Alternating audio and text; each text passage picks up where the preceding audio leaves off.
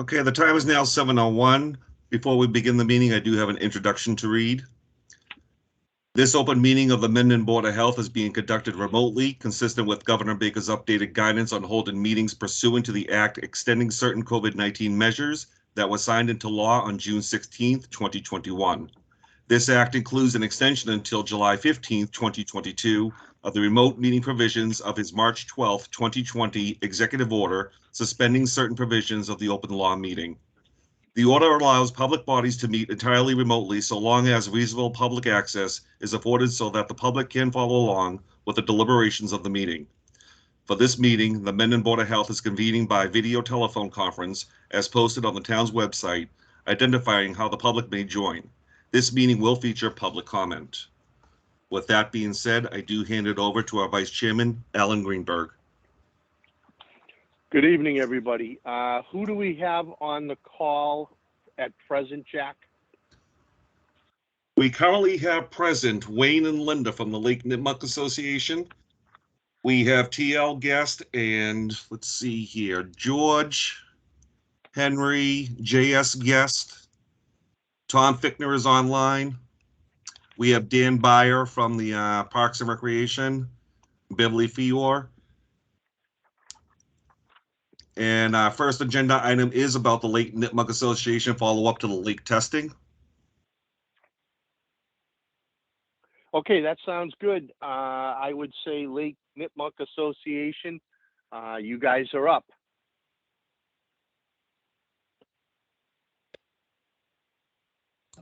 Well, we were going to talk about the testing and how it was done, and I guess first and foremost, we just found out today that recently that the lake was closed, and I guess paramount, I guess we would like to talk about probably a good way to communicate with people, probably primarily people around the lake, communicate with them about how we can notify. I mean, as we're sitting here, we're looking out at the lake and there are people who are still using it. My guess is going to be that they may not be aware that the lake is actually closed because of E. coli.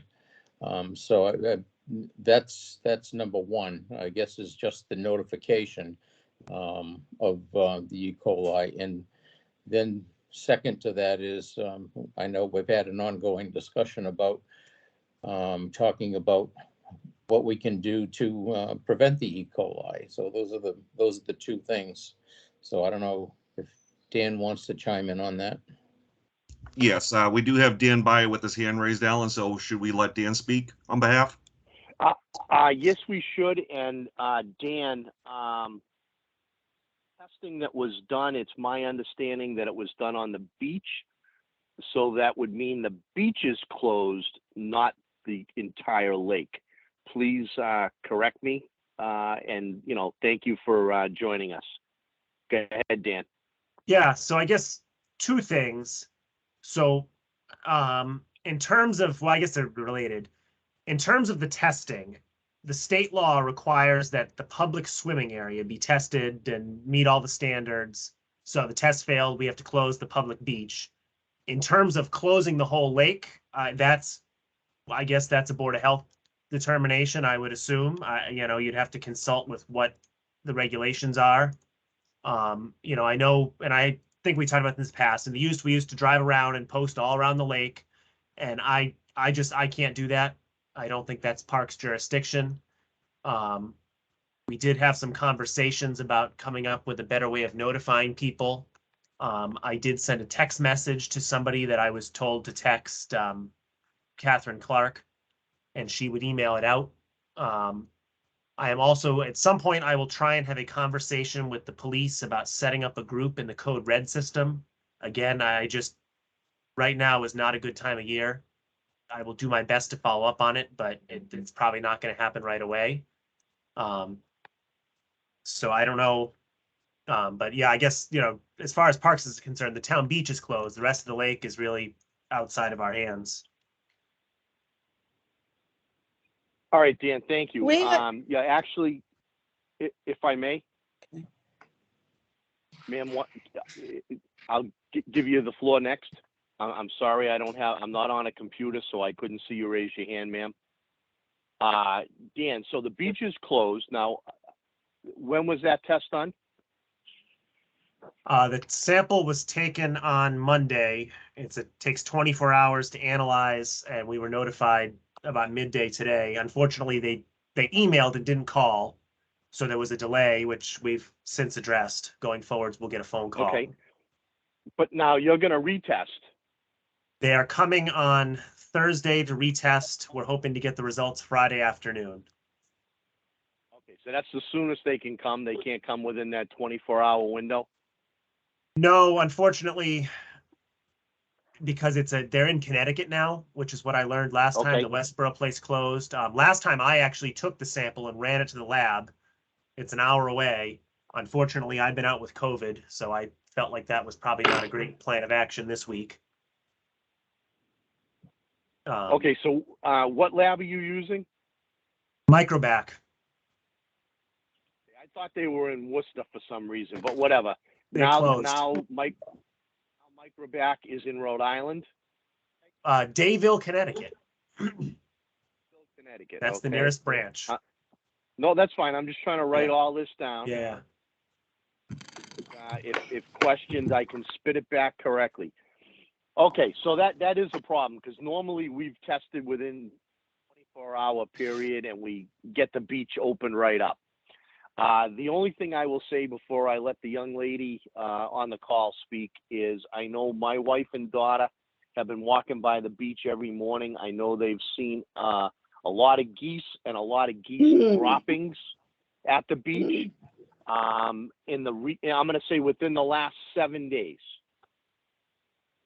I haven't seen it myself because I can't walk as fast as they can. But that's the only thing that I can add to maybe what's going on there because we've been doing okay other than one other blip. And now I would like to let the young lady who I interrupted speak. Please identify yourself, ma'am. Linda Lamothe, 6 Old Taft Ave. And I just want to say, maybe the town beach tests positive for E. coli, but in our cove, we always test positive for E. coli when the town beach does. So today, my grandkids were swimming. We had no clue that the lake was closed. I'm assuming that we have E. coli in our cove also. I know there's probably 50 or 60 geese out there every day. We try to keep them away from our property, but it's not acceptable the way that this is being put out there. Nobody knows. In the past, they've had the flashing sign saying the beach has been closed for E. coli and so on and so forth.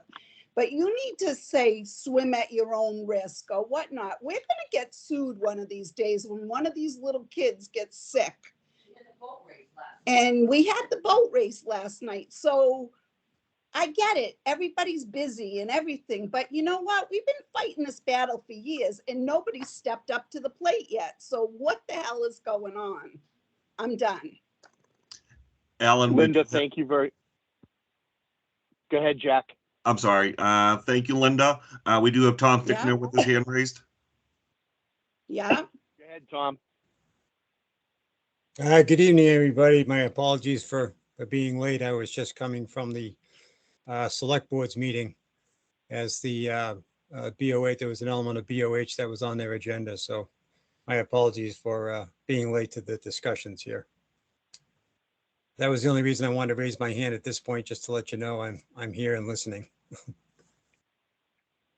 All right. Thank you, Tom. If I may, I'd like to say thank you, Linda. I appreciate your input. We've talked in the past, basically the same subject and the same thing going on. So I understand. The only question I have for you, if I may, Linda, is you said that when the beach tests positive for E. coli, your cove tests positive for E. coli. Who is doing your testing, Linda? When we have the lake, when we do the testing from the Lake Association, they test in certain areas. Like for a long time, they were testing in like 8 or 10 spots. 10 areas. And it always comes back E. coli in the cove over on Old Taft Ave and the town beach. When the town beach tests for E. coli, so does our cove. But the only thing, there's no transparency. Everybody passes the buck on this, and that's why we're here tonight, because we want to get something going so we can straighten this mess out once and for all. Okay, Linda. Now, so you're not doing the testing yourself, but you're telling me that your cove tests positive for E. coli when the beach tests positive. It has Also, always in the okay. past. Okay, can I ask you one more question, please? Who Sure. is doing your testing? What is the name of the group, and are they state certified? We use the Lake Association has started using, we did start using the same lab that Dan referred to.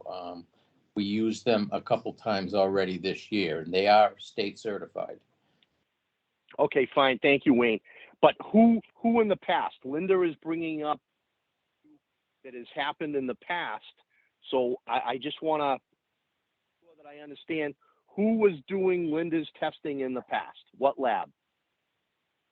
Oh, God. Joan Caldarella would have that information because we just switched over. Okay, so it's very possible, because we've had discussions with the Lake Association, that the lab that was used in the past that was testing your cove may not have been state certified. Oh, they were They were state state certified. They were, okay, Actually- no, that's fine. Actually, the last Write one this that down. we used was nationally certified. All right, so we can rely on those results. Okay. Correct. Let me see. All right, Linda, thank you very much. Wayne, do you have anything you'd like to add? I guess, I think we're all on the same page that we would like to work together, both the association, individuals and the Board of Health. I think we all would like to come to some resolution, both to the E. coli, but, and then add to that too. I wish that we could come up with a better way of notification, like Dan said, with a reverse 911 call or something like that. Because even as I'm sitting here looking out on the lake right now, there are people who are swimming out there.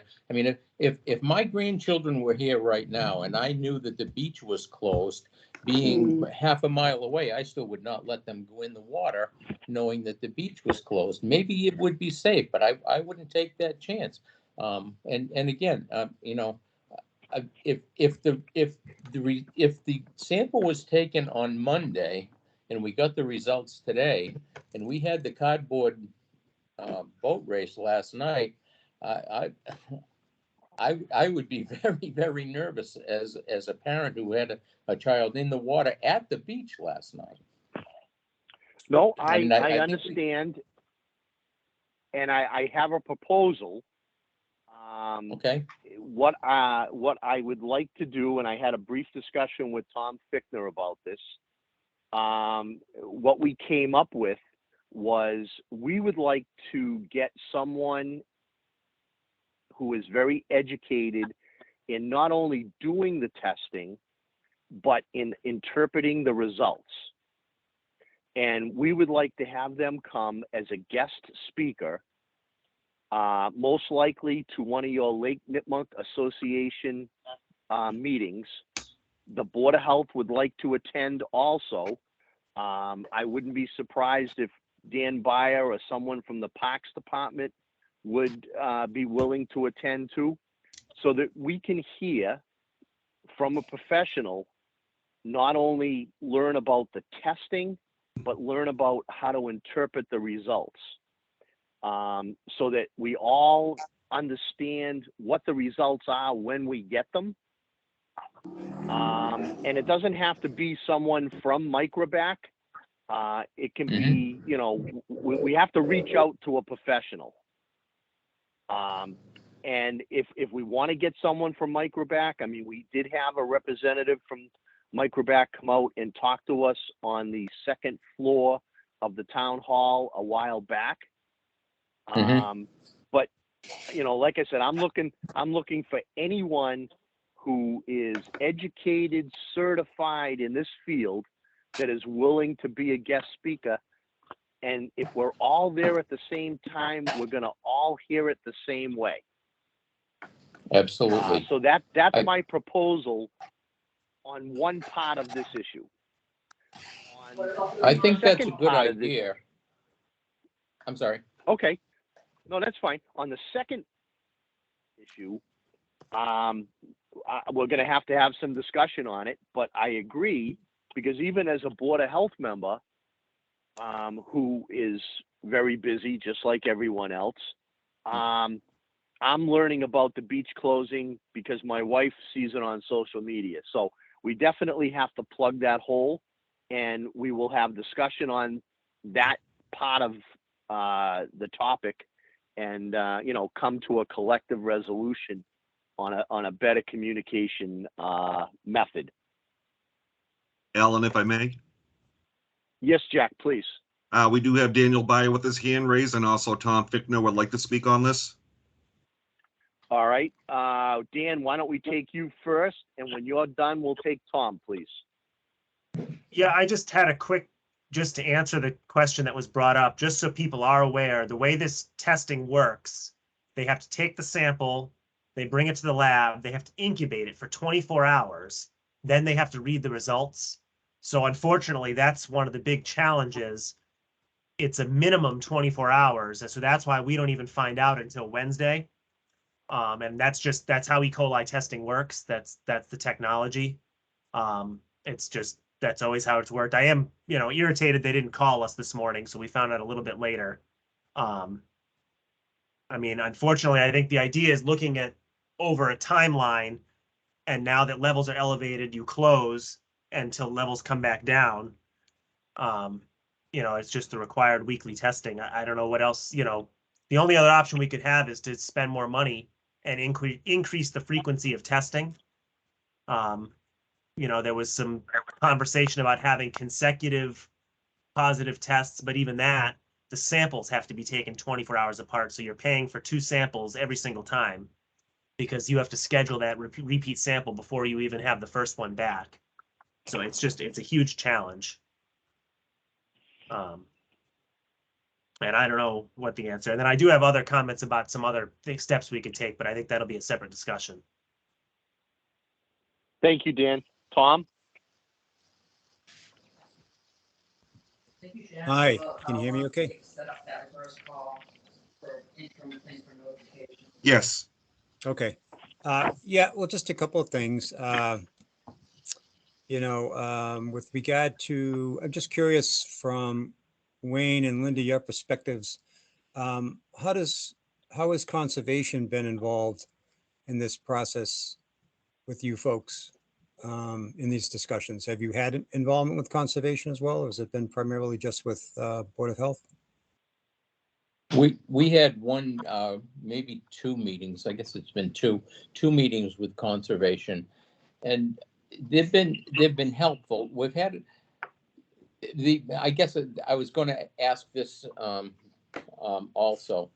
We get I don't. It's very difficult to find out exactly what the E. coli problem is, because we get so many different people. And so I was going to ask that, you know, when we have this meeting with someone that comes in, I hope they have knowledge about E. coli. We've had people who have told us from different committees that E. coli, the E. coli levels that are in the lake can't be caused by the septic systems in the lake because that the level isn't high enough. I don't know if that's true or not. I know that we do have faulty septic systems around the lake that probably should be corrected, whether they contribute to E. coli or not. I don't know. I do know that many people believe that the geese in the lake, of which there are dozens of them now, contribute to the E. coli. Whether that's true or not, I don't know. So again, as a side, I think that would be an excellent idea to bring in an expert to talk about the E. coli and the testing. I would hope that whoever talks to us, has knowledge about where the E. coli comes from.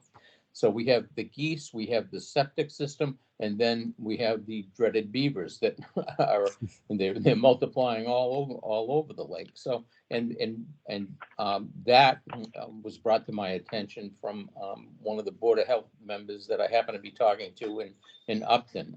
I didn't. He just happened to mention to me that beavers contribute a great amount of E. coli to the lake. So, there are so many different factors. It's just overwhelming. We don't know where it's coming from or where to begin to control it. So, Storm Right. drain runoff. and strong and also the runoff. And I was going to add, yeah, I'm glad you brought that up, Linda. And the added element, Wayne, also that contributes is things such as fertilizers that might be Right. applied to lawns and so forth that get washed into the lake. And I'm glad you said that because I actually saw a commercial lawn fertilizing company over on Taft Avenue just earlier this week. I mean, what do we do? I mean, I'm not going to stop and say, to the homeowner, you shouldn't be doing this because it helps to cause E. coli. But I just don't know where to begin. Well, I mean, we have a whole bunch of things here, and I don't know. I think that in the process of continuing with it, I think a constant involvement with our conservation group should also be applied here as well. Granted, there are steps that we potentially could take under the Board of Health side of things, but I'd like to think that this is that everyone in the community values this as a shared resource. Right. And especially Right. from a conservation perspective, they would, given what they're about, would want to be actively involved as well. With regard to the storm drain element, I had a pretty good education on that a couple of weeks ago, Linda, through Bob. He kind of gave me a rundown of what he's found, and he went to the extent of actually implementing a dye test to validate what he was suspecting, and it does appear that based on what was done, that he was able to see that there was a runoff coming in from external to the lake into the lake itself. In performing that dye test, he put it into a body of water that's just on the other side of what was the train track pathway where the train trestles used to be. With the trolley, yeah. Yeah, and Yes. ultimately that dye, and actually I did ask him when we did a walkthrough of that how long it took. He said it was about 10 minutes. So I was shocked at that answer. I was actually expecting a longer period of time, but he said it was almost instantaneous from the time he put the dye, in the source to when he actually saw it come out into the lake. And we're talking about into the cove end off of Old Taft Ave there. He gave me a bit of a rundown as to what is believed to be the connecting setup for the pipes that have to do with coming off of 16. And I guess what might possibly be existing from on the other side of Route 16 that I might connect into that same stormwater flow that is ultimately coming in, what appears to be coming into the lake. So, there's definitely some activity going on, I believe, from a stormwater perspective that somehow needs to be addressed. Right. So that's just a piece, right? That's just a piece of it. The other piece here is, we've talked about the potential here for contamination from a human waste perspective, people's septic systems or cesspools, that whether or not they're functioning properly and could they be contributing to what you were experiencing when the levels of E. coli come up. And I know on that meeting that we had, a few years back, I'm not sure if either of you were in attendance, but I know that the individual that did speak when that subject was brought up had stated that if that were the source of the contamination, that the quote was, the numbers would be off the chart, unquote. Now, maybe we need to revisit that because that was the only time that we had gotten that, that assurance, so to speak.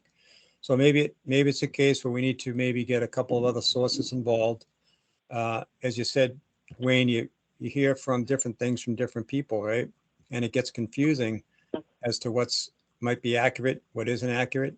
And so maybe we need to do a little extra investigating ourselves and get some validation to that viewpoint with regard to really whether or not, human waste could be a factor in the numbers that we're getting. We need to somehow take those numbers and turn them into language, if you will, so that we can all understand what that means, So, Alan, I'll turn it back over to you.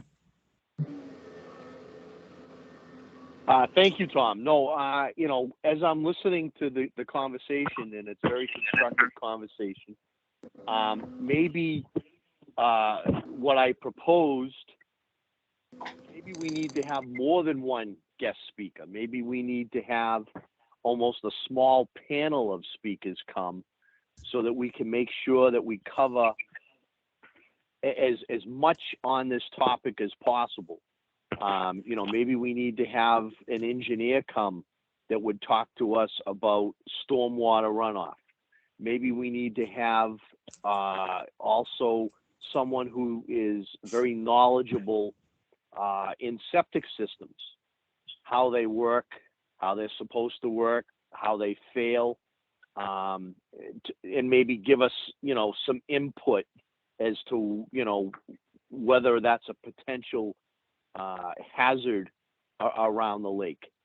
So maybe, one speaker just on the lab practices isn't enough. Maybe we need to have, like I said, a small panel assembled that would come and speak to us at one of the Lake Nipmuc Association's meetings. I know the Board of Health would like to be there, very possibly maybe Conservation would like to be there. We can send out, an invite to them, obviously. I believe Lonnie Tinio and maybe Alan Tatro have had discussions with representatives from the state about some of the storm drains that are along Route 16 closest to the lake. I'm pretty sure on that. So, maybe Lonnie Tinio from the select board would, want to come to this meeting and listen to what this panel has to say. So, it may take a little time to put this together. We're already at the middle of July, so we can't expect, to solve this problem overnight. But that's my proposal, and I know Tom from the Board of Health is on board, and Jack's always got our back.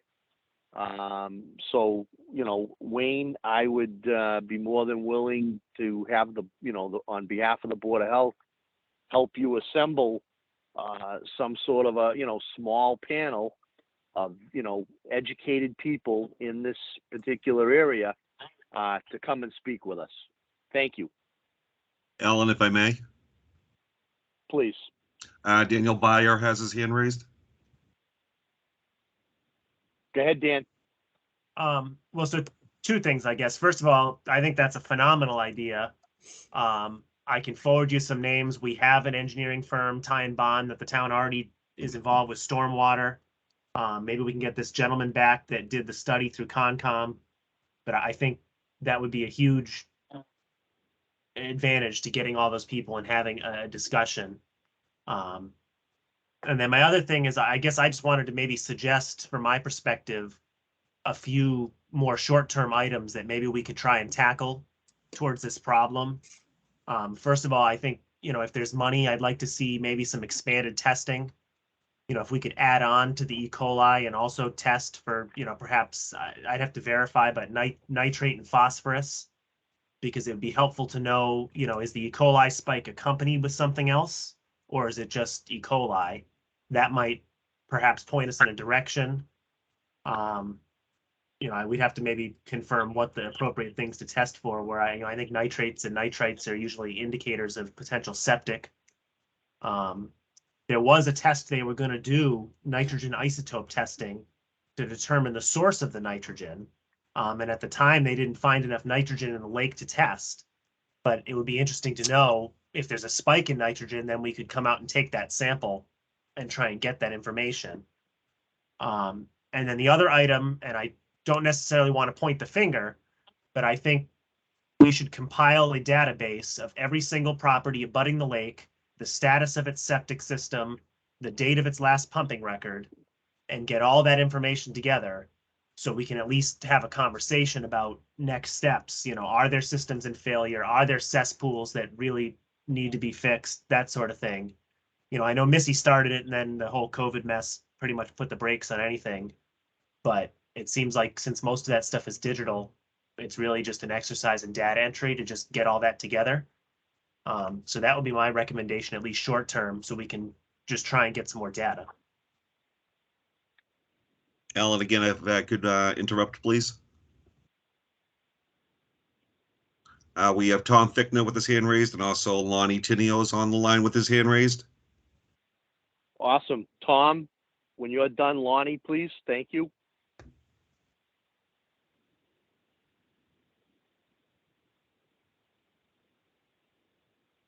Unmute yourself, Tom. Oh, where would we be without you, Jack? Thank you very much. So with regard to the beach testing, Dan, just a question. Do you know if the company that's coming out is still doing, I guess what I would call, for lack of a better term, composite testing, where they're taking multiple samples each time they come and then taking the the data, the results from the multiple tests to combine them into getting an aggregate result? Is that happening? Do you know? No. So Missy, that they put a stop to that a few years ago in accordance with the state rules.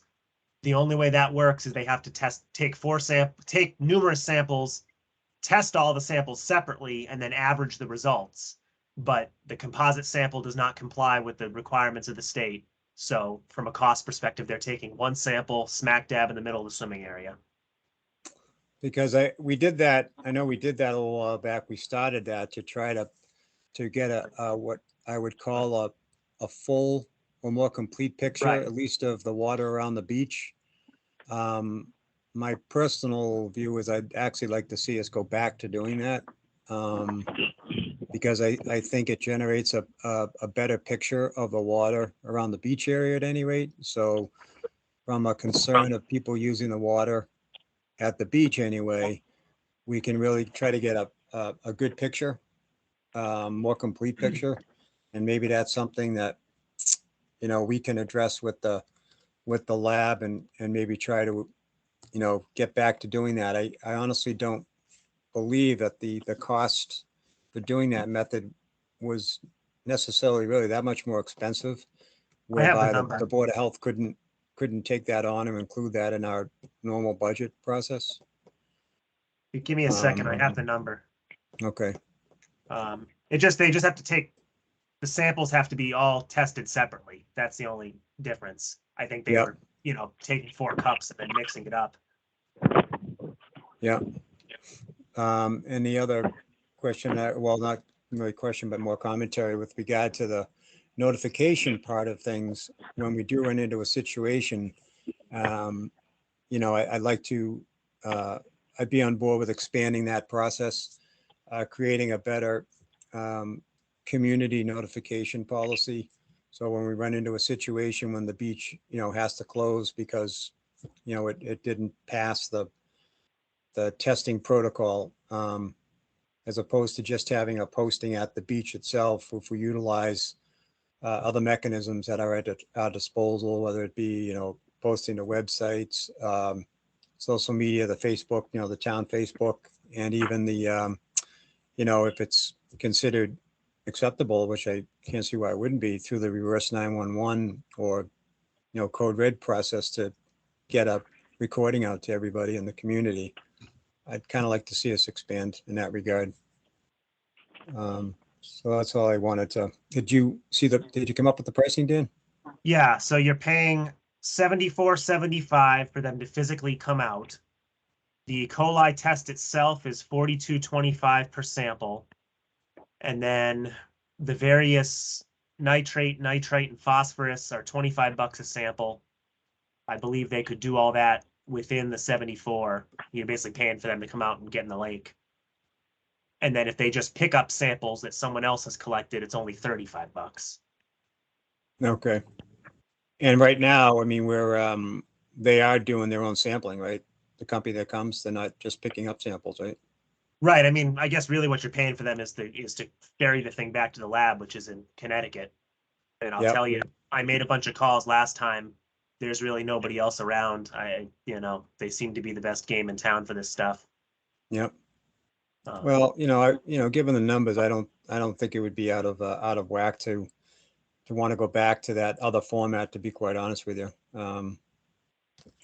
But I guess we can discuss that a little further internally. But I personally would like to see us go back to a more multi-sample format, to be honest with you.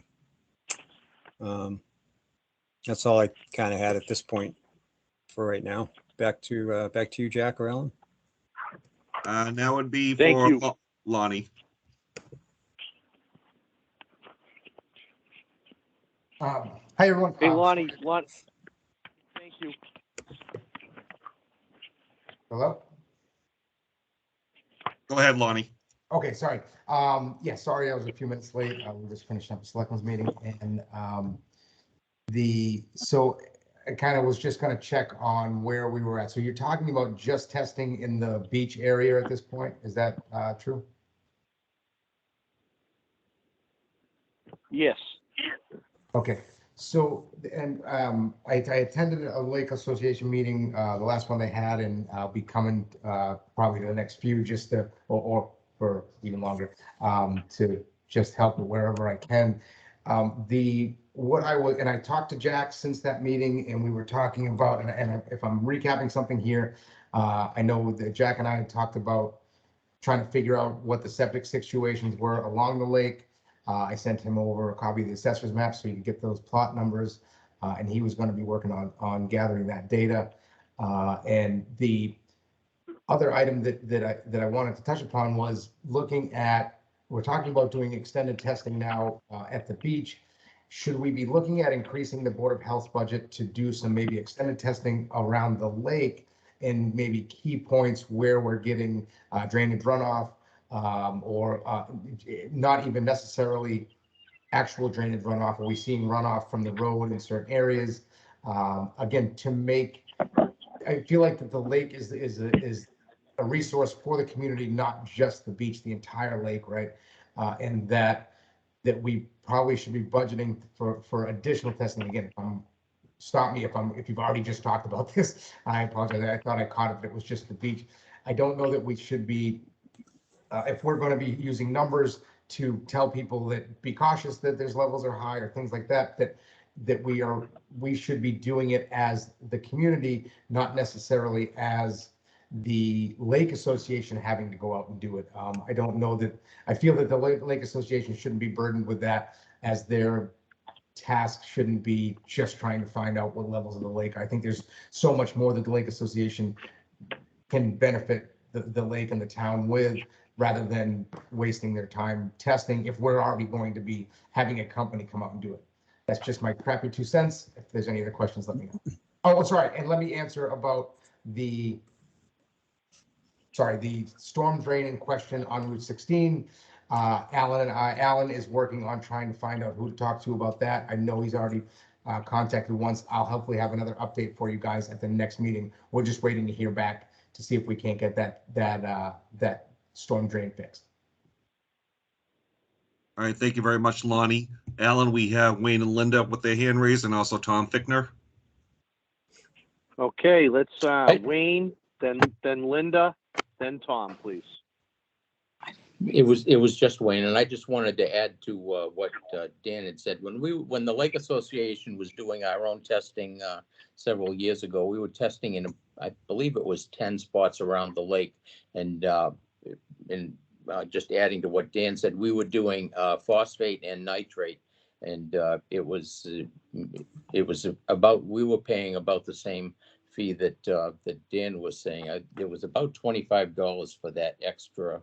For the extra tests that we were doing, so it wasn't exorbitant. So and I think it helped with the E. coli reading as well. So that might be something that there was something, and I don't remember exactly, but I think the phosphate and the nitrate was tied in with the E. coli reading somehow, and I don't remember exactly what it was, but I know that those two other tests were important to the E. coli reading as well. It was just me. Linda didn't want to add anything, so I just wanted to add that. All right, Tom Fickner, you're up.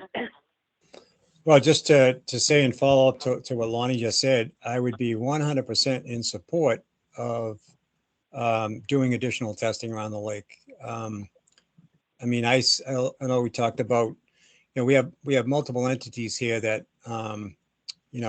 provided involvement from the select board, Conservation Board of Health. And I think around the community, we agree of the importance of this lake as being a valuable resource. And from what, Lonnie's saying, and I don't know, Lonnie, if it would actually require additional funds, but if that were the way to go, if that support's there, that's wonderful. I would have no problem in the BOH really leading the charge on additional testing around the lake because, given what we do and what the concern is here, we are talking really about, in addition to this being a valuable resource, this is a public health issue when it gets right down to it, and that comes under our domain. So I'd be all for, expanding testing and testing around the lake and helping those. And, additionally, we are working on the mapping for the properties. And if we, as we come across, once this is done as well, if we have some, unknowns here, then I think it's going to behoove the Board of Health to be able to, to move forward basically on somehow identifying, getting answers that we don't have once this mapping is completed, and basically approaching certain locations to say, look, we need to find out what you got, and kind of get it done. There's methodologies to do it, so we might have to, hopefully everyone's willing to work with us, but if not, we might have to draw a hard line and say, listen, this is what we need to do for the public health of the community. Back to you, Alan. Thank you very much, Tom. I think the last comment I want to make on this, only because we do have other items on the agenda, and I don't want a 3-hour meeting like our last meeting, if at all possible. Thank you everyone that called in. Obviously, we have some work to do, and we have some people from various entities that are willing to do the work, so it's all good. One comment about records. I believe that prior to 1995, that's where some of the records get a little iffy, and there are still in existence a lot of paper records. Tom Fickner and I discussed this, and we came up with maybe reaching out to local engineering firm like Shea Engineering. Fred Lapham has always been very cooperative and helpful. he may actually have some records from work that he has done, years back in Ed Shea's days, that may be helpful, that may not have reached the Board of Health because it may not have been a requirement at the time. I also have a relationship with Gary Aaron Halnon, and I am, going to reach out to them and find out if they have any records maybe in their archives that they would be willing to share with us, that may concern properties around the lake, just to help us do this research and help us fill that map in. We're not looking to cause anyone any kind of a hardship. We're not trying to find, fault with anybody and what they're doing, but we would certainly like to be helpful in, maintaining the lake and improving the quality of the lake and the life around it. And that seems to be the page that everyone's on. So unless anyone has another comment, not that topic one is any less important, but we do have other things that we need to cover, and I would like to move on. Jack? Ellen, if I may, I just do want to have a little touch point about this. I want to thank Lonnie for the map of Lake Nipmunk, for providing the residents plot plans. And also I want to thank Dan for providing the septic information that Missy has done. I believe it was about 5 years ago for that information. I am in the process here and there plugging in the data information. So I do just want to let the Lake Nipmunk Association know I am working on this situation for you guys. Very good. We appreciate that. And that's it. Thank you. Thank you. No, thank you, everybody. We appreciate it. We look forward to working on this. I'll say right now, Jack, if at all possible, put this topic on the next meeting's agenda. Okay. So that we at least have a brief discussion if we don't have a further discussion. Thank you all. Thank you. All right, next topic. Thank you all very much. Okay, next topic is the rooster noise nuisance follow-up visit that Tom and Danielle had. We've had the Agricultural Commission, Ellen Gould, online with us. Okay, Ellen, you're up.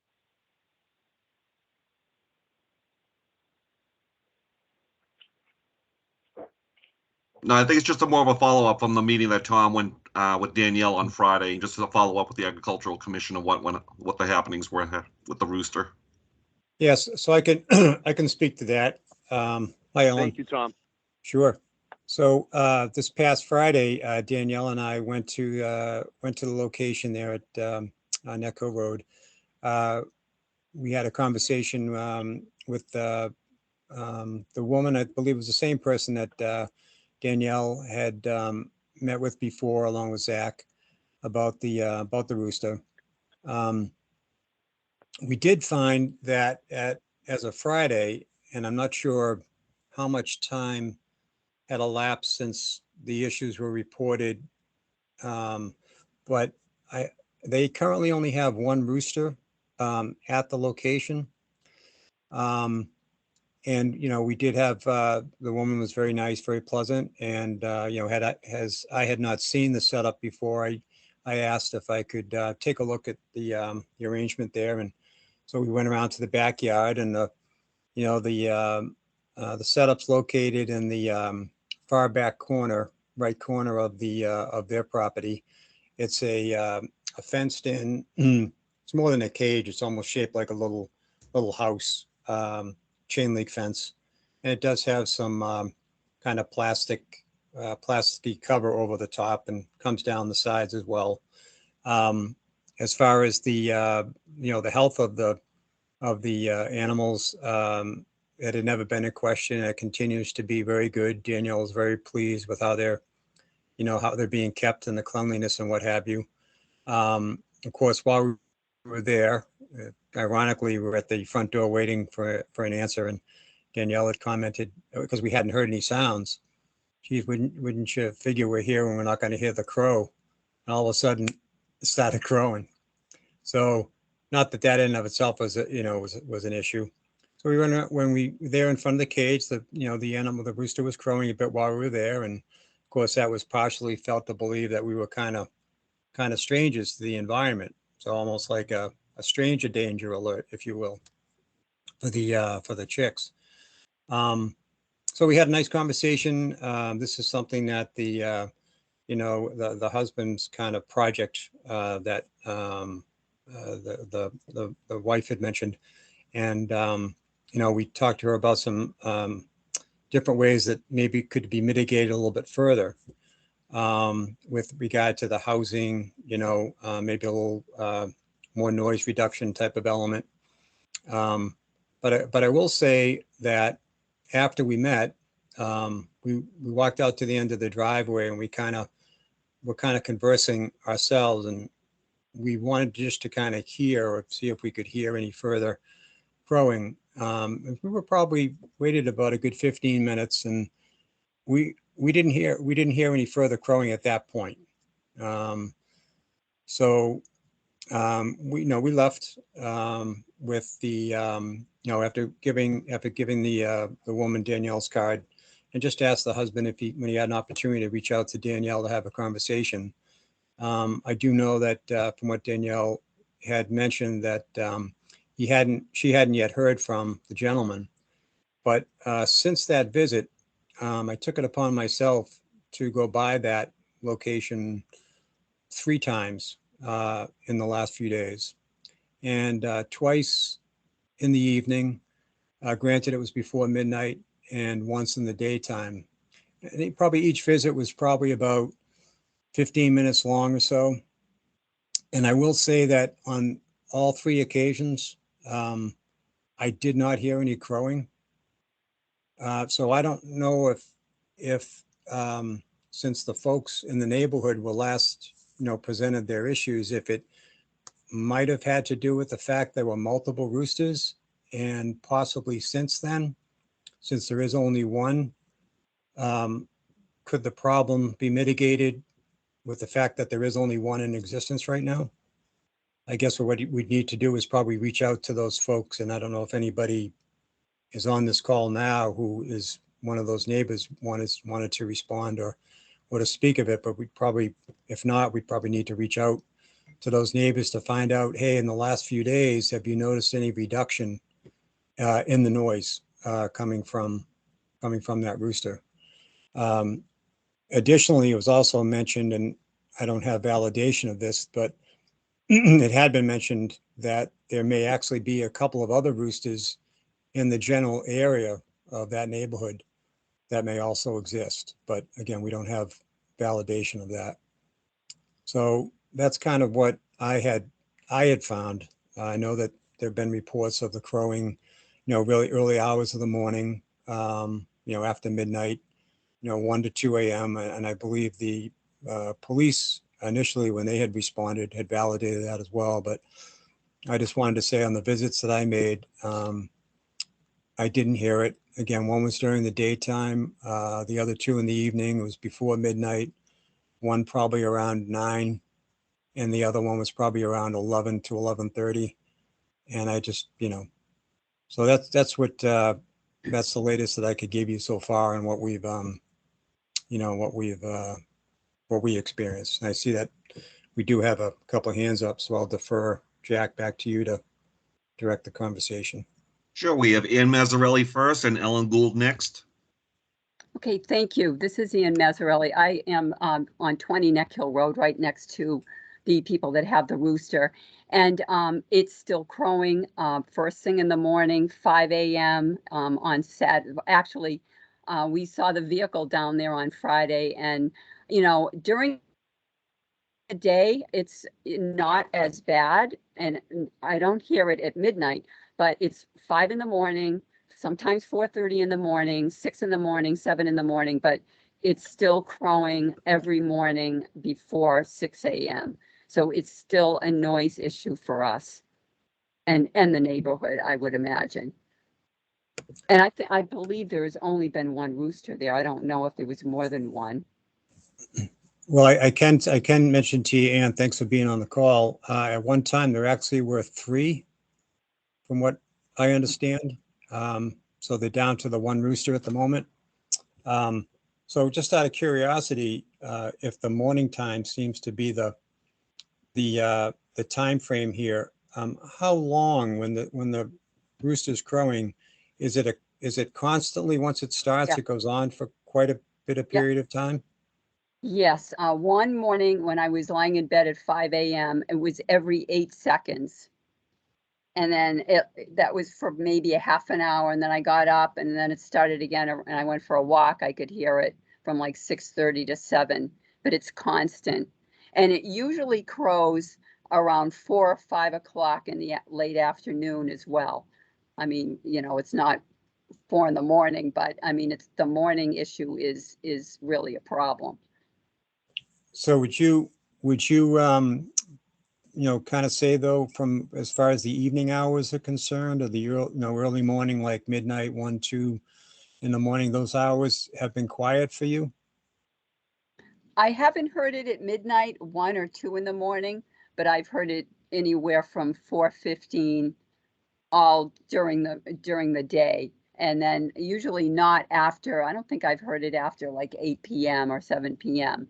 But it's always like right when we're ready to have dinner, like outside on the porch. It's like it's 5 or 6 o'clock. And it's just really, I mean, it's a harrowing sound. If it's once in a while, it's not a big deal, but it's constant and it's harrowing and it's loud, and God, you can't even hear the birds because it's so loud. And just another question while I have you, I had alluded to it earlier. Do you know or might be aware of possibly other roosters that might be in that general vicinity of where you live? Okay, the one that was across the street that's no longer there, that was one. And then there's one up the road. I want to say I don't know if it's 34 Neck Hill Road, but if it's further going towards Hopedale, I believe there's one there. And I don't know if they might call to each other. I don't hear that one as loud as I did that was the one that was across the street, which is gone now. Yeah, and of course, because of your location to this address being next door, I could see where you're hearing that one the loudest. And I think there is another one on Daniels Road, on number 14 Daniels Road. So, Okay. when they call to each other, it's like, it's crazy. It's ridiculous. Okay. Well, thank you for that. Alan or Jack? Ellen Gould is next. Hi, Ellen Gould. The original complaint that we received was from the property owners on Neck Hill Road and another family on Daniels Road. Both of those homeowners had multiple roosters, and the AgCom worked with the animal inspector and the barn inspector and got both locations down to one rooster each. And I acknowledge that a nuisance is really only after 7 p.m. and before a certain time in the morning. So during the day, I don't even want to address that. I do get occasional emails from the Greens, who did the petition to the town regarding the nuisance. And they said that when they got back from vacation, they were awoken at 2 a.m. by a rooster on Daniels. So it's not an issue of multiple roosters, really. It's an issue of confining your rooster in a dark environment between the hours of 7 p.m. and 7 a.m. And I think that would go a long way to making happy neighbors. And having even one side that's open, is not a helpful thing to be a good. It's not good for being a good neighbor. We'll put it that way. You can't right now. There's nothing to require someone to do that. But I do get occasional emails from the Greens letting me know that, that they're still hearing it during the day. They think it's better, because the multiple roosters are gone. But the two roosters still crow back to each other, because they're territorial. All birds are territorial. But yeah, confining them in a dark environment, you could put them in a dog crate and put a blanket over it, for crying out loud. I mean, but you can't, it's, you know, so I don't know. That's my 2 cents. Tom, did you want to chime in? Yes, thanks, Ellen. Yep. So, that goes to what we discussed before, and about what you folks had presented on the, the permitting, rooster permitting concept, which that may be, and just for the folks that might be listening now that hadn't heard all the discussions, previous meetings, the Board of Health, even though we don't have a quote unquote regulation here, we do have what's been validated from an authoritative standpoint that the Board of Health does have the authority to act on a nuisance level. So if in the opinion of the board, it is deemed that there is a nuisance that exists, whether it be noise, smell, what have you, the board can take the appropriate action. So it might simply be a case where here, the action that we may need to take would simply be to say to the owner, you're going to need to change your housing a little differently. You're going to need to go to this darkening of the housing between those hours and see if that makes a difference. Because, right now, not every side is covered. I can tell you they kind of keep the front like door entrance, if you will, that's kind of open. So it isn't not entirely covered. So if I'd like to approach it from that standpoint, to simply tell the owners, and if we have another one here that we need to visit here on Daniels, the same thing. Because we haven't yet been, well, at least I haven't. Has Danielle been to that other location, Ellen, that you know of? On I Daniels? don't, Daniels, no, she has not been, but the animal control officer has been multiple times. Okay. And what is that? What's that address? Do you know offhand? I'd What have number? to go back and notes and I could forward that to you through the email. If you could, because what we would probably do in that case where we hadn't had Danielle involved in that one yet, we would probably have her go to that location, kind of give the same courtesy that we had to the folks there on Neck Hill Road. And Okay, simply, in that case there, maybe, give that directive, and under the guidance of the Board of Health is looking to engage on this as a nuisance Mhm. to the neighbors around. They're, unable to, I guess what would be from a reasonable perspective, enjoy their, their lifestyle, their property peacefully. And to use those guideline hours as a required element in housing your roosters. Keep them in a darkened area from 7 a.m. to, what was it? You thought what would be a reasonable like time frame? 7 p.m. to 7 a.m. 7 p.m. to 7 a.m. I'll Yeah. lock them up, but yeah, put them in their houses. I know I've had chickens. I've trained them all to go in their coop. They used to free range. You can train them to run into their coop. They're very happy to do that. Close the door, and it works. It literally works. So Do we know if So- on either of these properties, because when I was at on the Neck Hill Road location, they were all confined. Do we know if either of these properties, anytime these birds are actually out and are considered free range on the property? I don't remember, to be honest, Tom. I'm sorry. But I know they both had coops, and they both had multiple roosters at one point. They both Mhm. got down to. I don't remember the housing on Daniels. I'm sorry. What Oh, no what I'll worries. do is, so I'll forward you the address this week.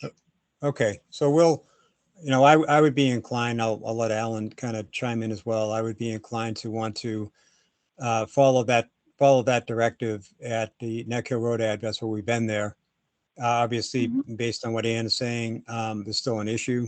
And that we want to address and have them follow that guideline to, and just hopefully this would mitigate the problem and apply the same, technique over at the other address there on Daniels Road. So Alan, what's your thoughts there? Thank you, Tom. Thank you, Ellen. I agree. It would only be right to have Danielle go to the Daniel Road address and do the same thing. Survey the situation there, make suggestions that are appropriate, leave her a card in case anyone has any questions. And one additional thing, if Danielle does not hear from the family on Neck Hill Road within a reasonable amount of time, I would say that we need to make some kind of follow-up to that.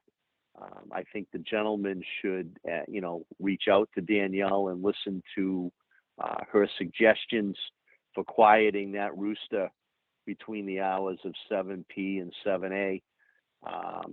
And hear it firsthand, especially where this is his project. And we'd like him to continue to be able to do what he's doing.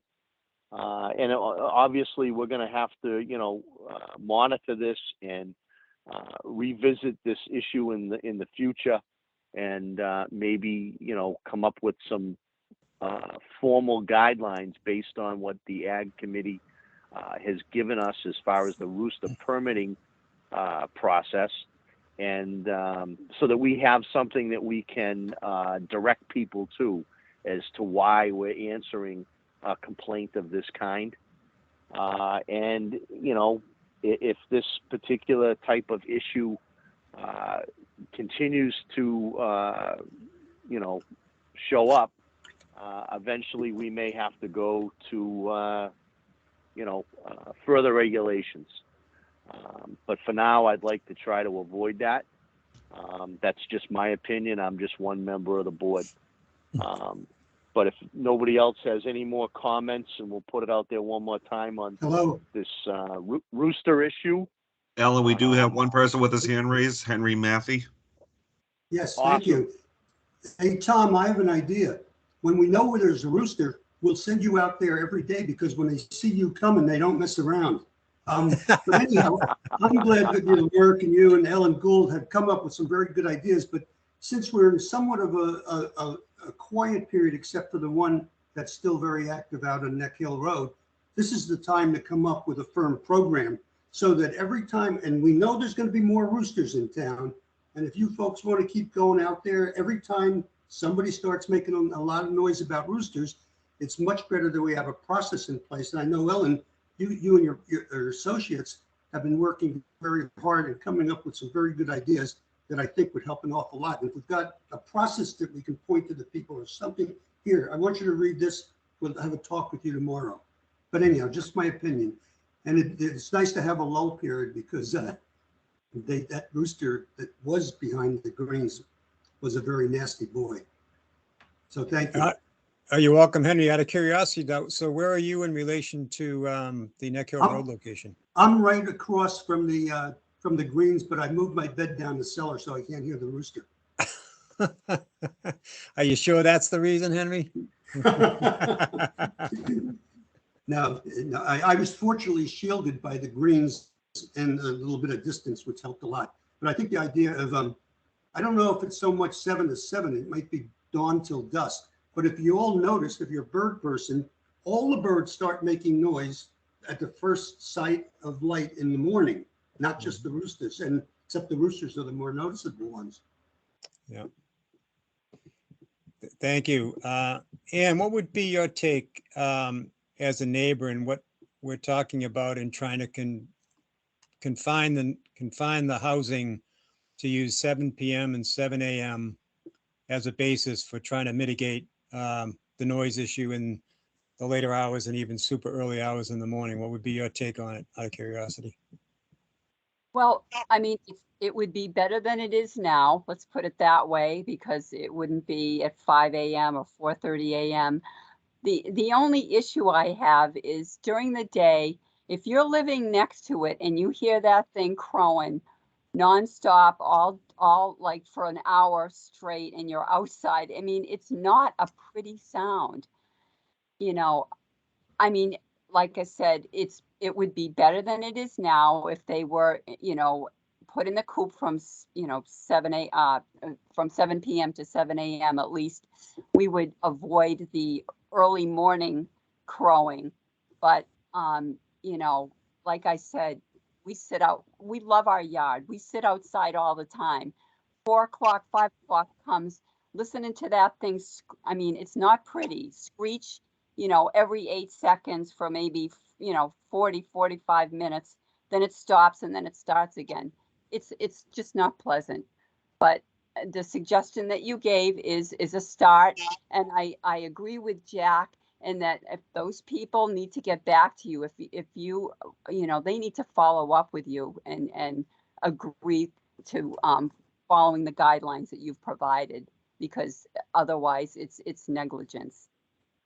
Well, with regard to the visit we've already made to the one location, I wouldn't want to belabor the wait period too long.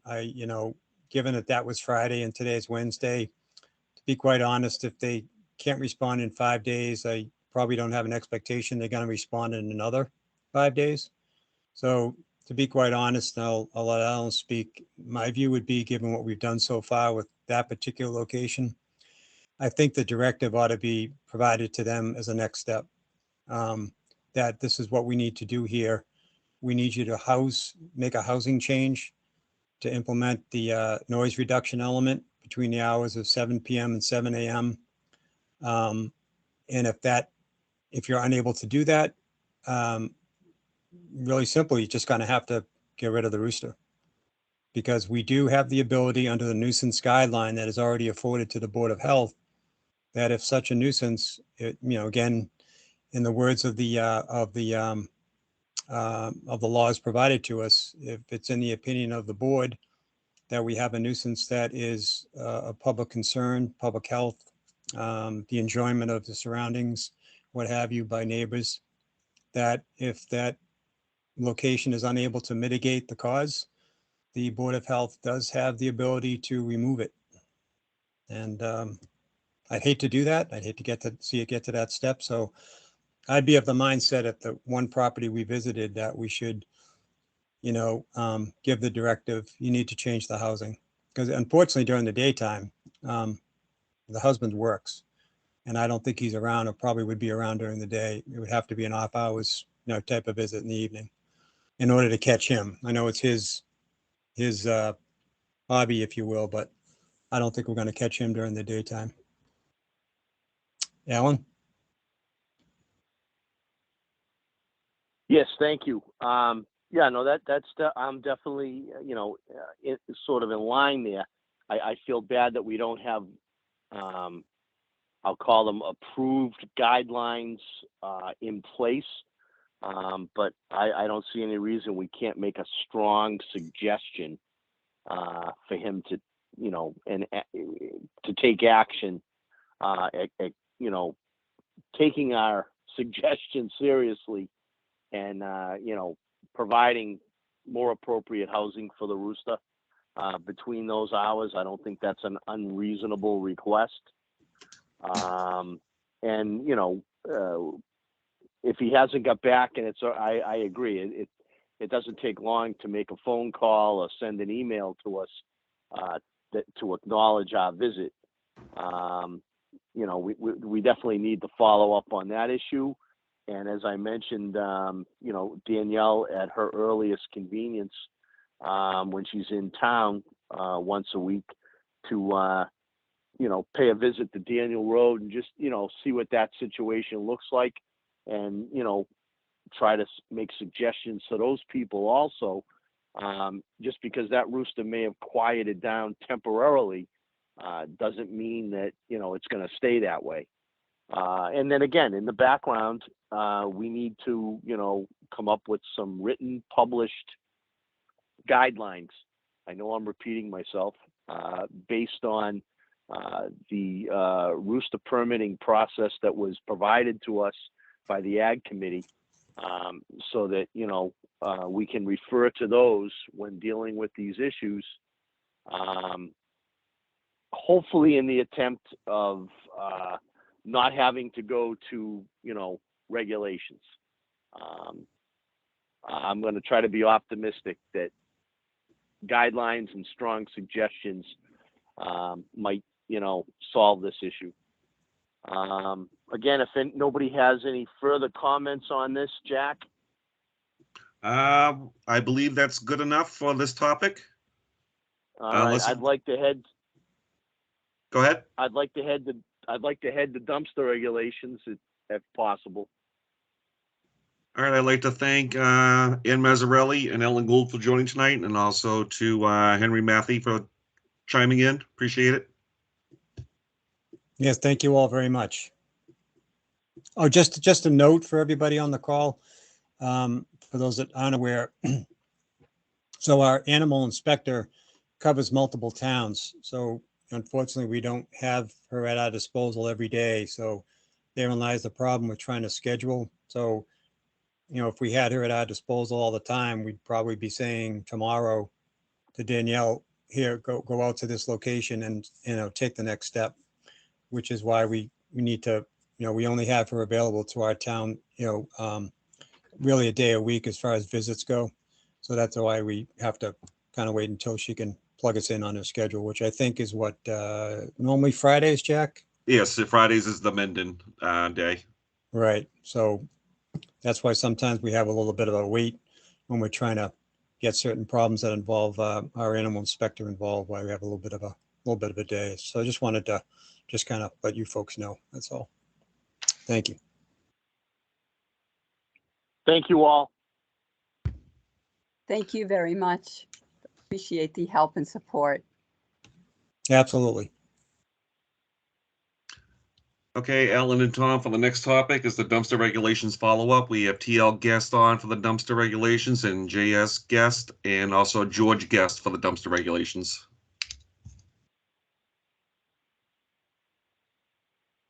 Okay. Are we talking about dumpster regulations, or are we talking about a dumpster complaint? I'm sorry, we're talking about the follow-up from also again on Friday with Tom and Danielle about the complaint of the dumpster. Okay, so we're talking about Inman Hill Road. I wasn't aware of that, based on the agenda, but thank you for clearing that up.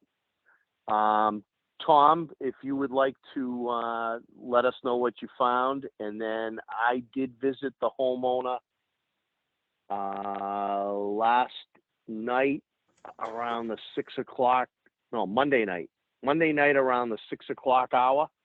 So I will, after you, I can comment a little bit about my visit. Thank you, Tom. Okay, sure. Well, it was a brief visit. Myself and Danielle had visited the location up there on Inman Hill. You know, the owner was not there, so we really weren't able to speak to anybody about the issue that we were there for, to address the dumpster usage. So at that point, we, you know, had just we left the premises, and that was pretty much it. So I think probably the gist of the follow-up, Alan, will probably come from conversations I know you had with the property owner. Okay. I received a phone call from the homeowner on Friday. He was a little disturbed that he wasn't aware that his property was being talked about. I, in as much length as possible, explained to him what went on. He was aware of the video. And I told him, you know, I kind of rehashed the history of this situation, which goes back roughly 2 years.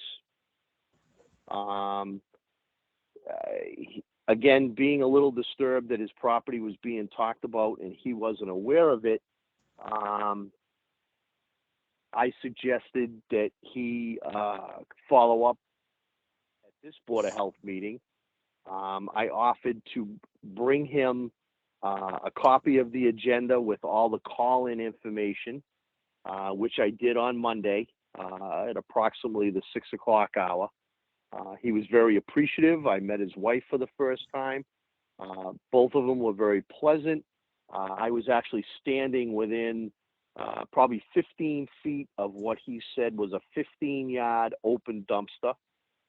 He is currently putting on a deck. The kitchen renovation has been completed. He's doing a deck right now and some siding. And then it's my understanding that that open construction dumpster will be removed, and he is going to a 2-yard dumpster with a cover. That's my understanding, for his own use. I feel in the future, he's kind of gathering his thoughts. Him and his wife are gathering their thoughts. I feel in the future, we may hear from them at a meeting, and they may make these statements or these proposals on their own.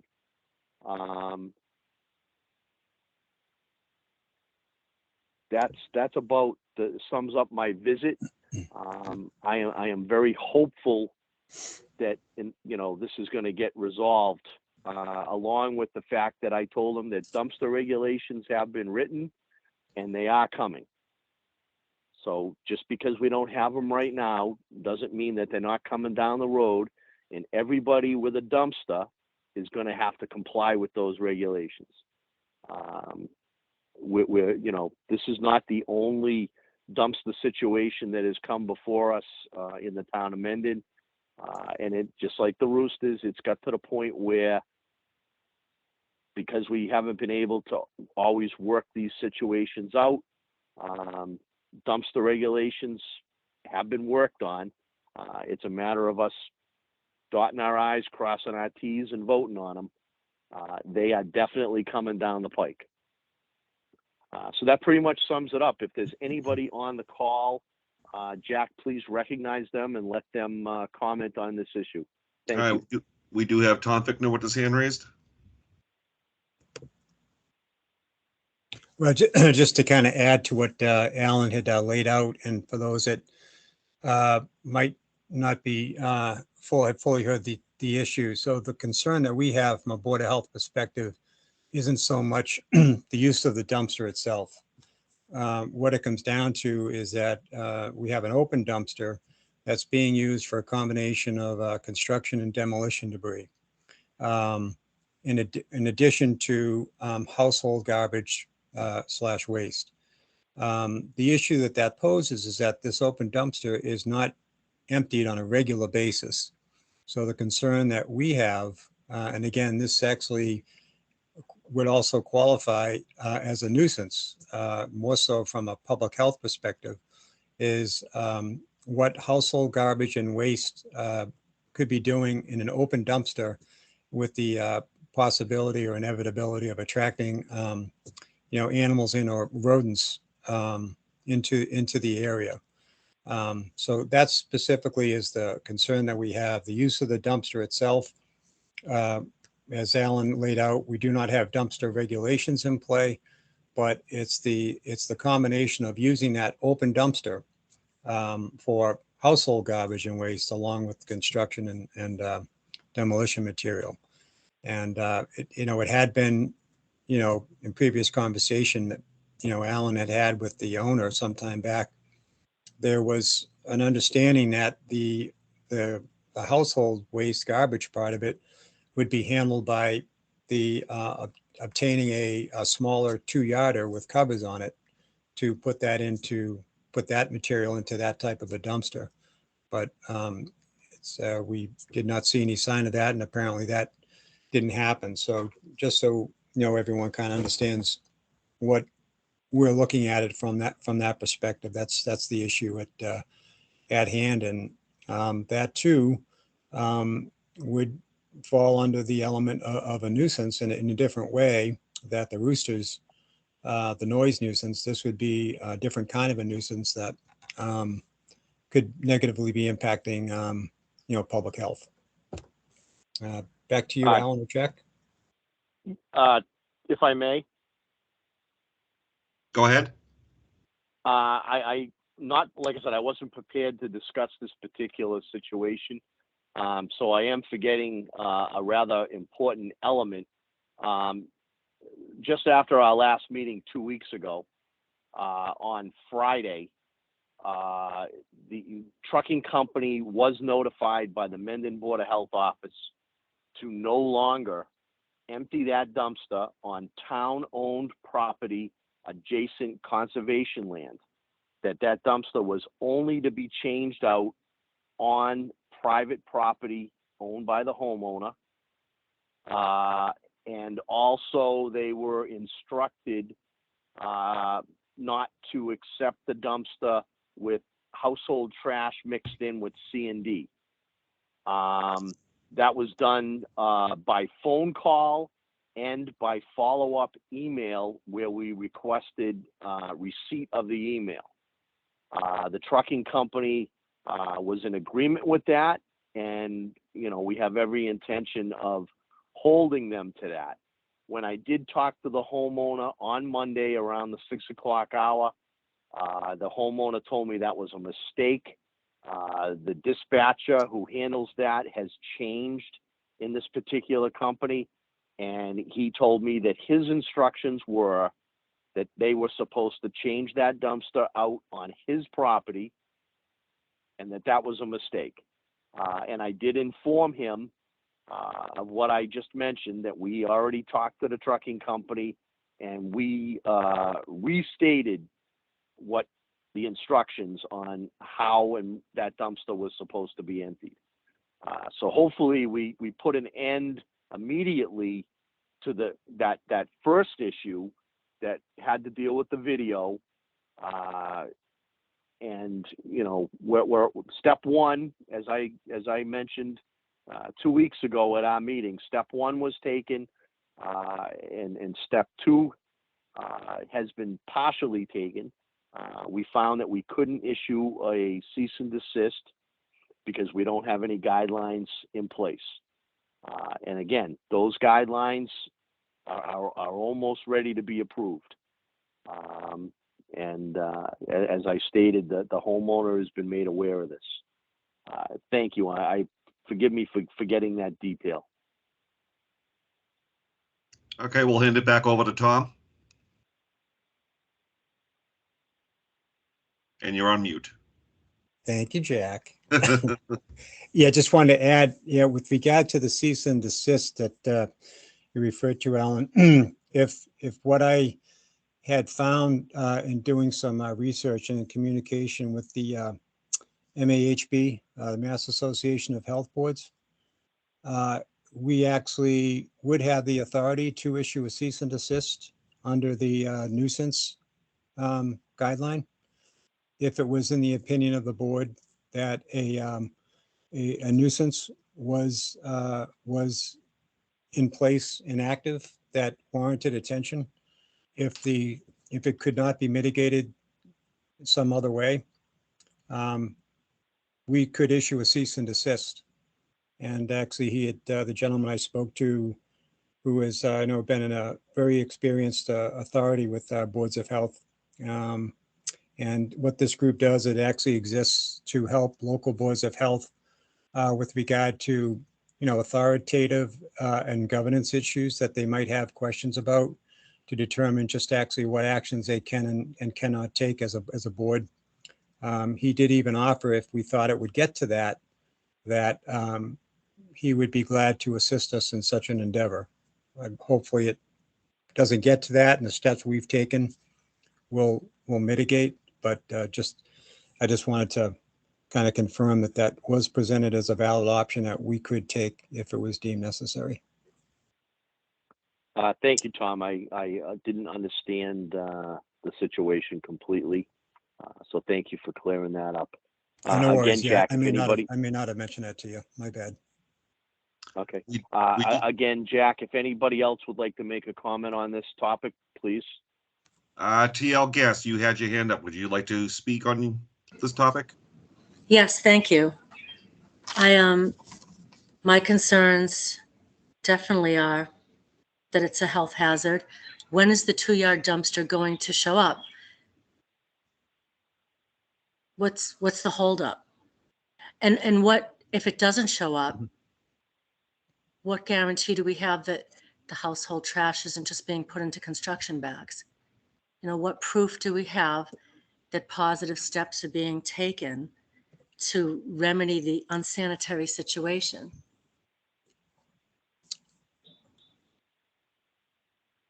Tom or Hi, Alan? Tish. This is Alan. I would be more than willing to have a further discussion with the homeowner to answer your question as to when the 2-yard dumpster can show up. I don't think that is a stumbling block. The homeowner appeared to be very willing to do that. Other than that would put 2 dumpsters on the property until the construction is completed. I didn't ask, because I'm not the building department, what the timeline was on the construction. But again, I would be more than willing to follow that up with the homeowner as to when a 2-yard dumpster could be put on the property to handle the household trash. Yeah, I mean, I feel it's the only way, and I don't feel as though, you know, this construction project, like any other in town, could go on for many, many months. And this issue has been going on for many, many years. And so I don't see any reason why he shouldn't be, you know, made to have a 2-yard dumpster that is emptied regularly like the rest of us in town for his household trash immediately. Well, like I said, I am more than willing to follow that up. Thank you. And I will get you an answer on that. In fact, I'm going to offer the town's program to him Sure. and see if maybe he would be interested in signing up to the town's program. I haven't done the research yet. It's been discussed. It may be more cost effective. I think the Board of Health provides the town of Mendon residents with a really cost-effective pickup program that I picks them up agree. at the end of your driveway on a weekly basis. So I will have a discussion with him, and I will get you an answer.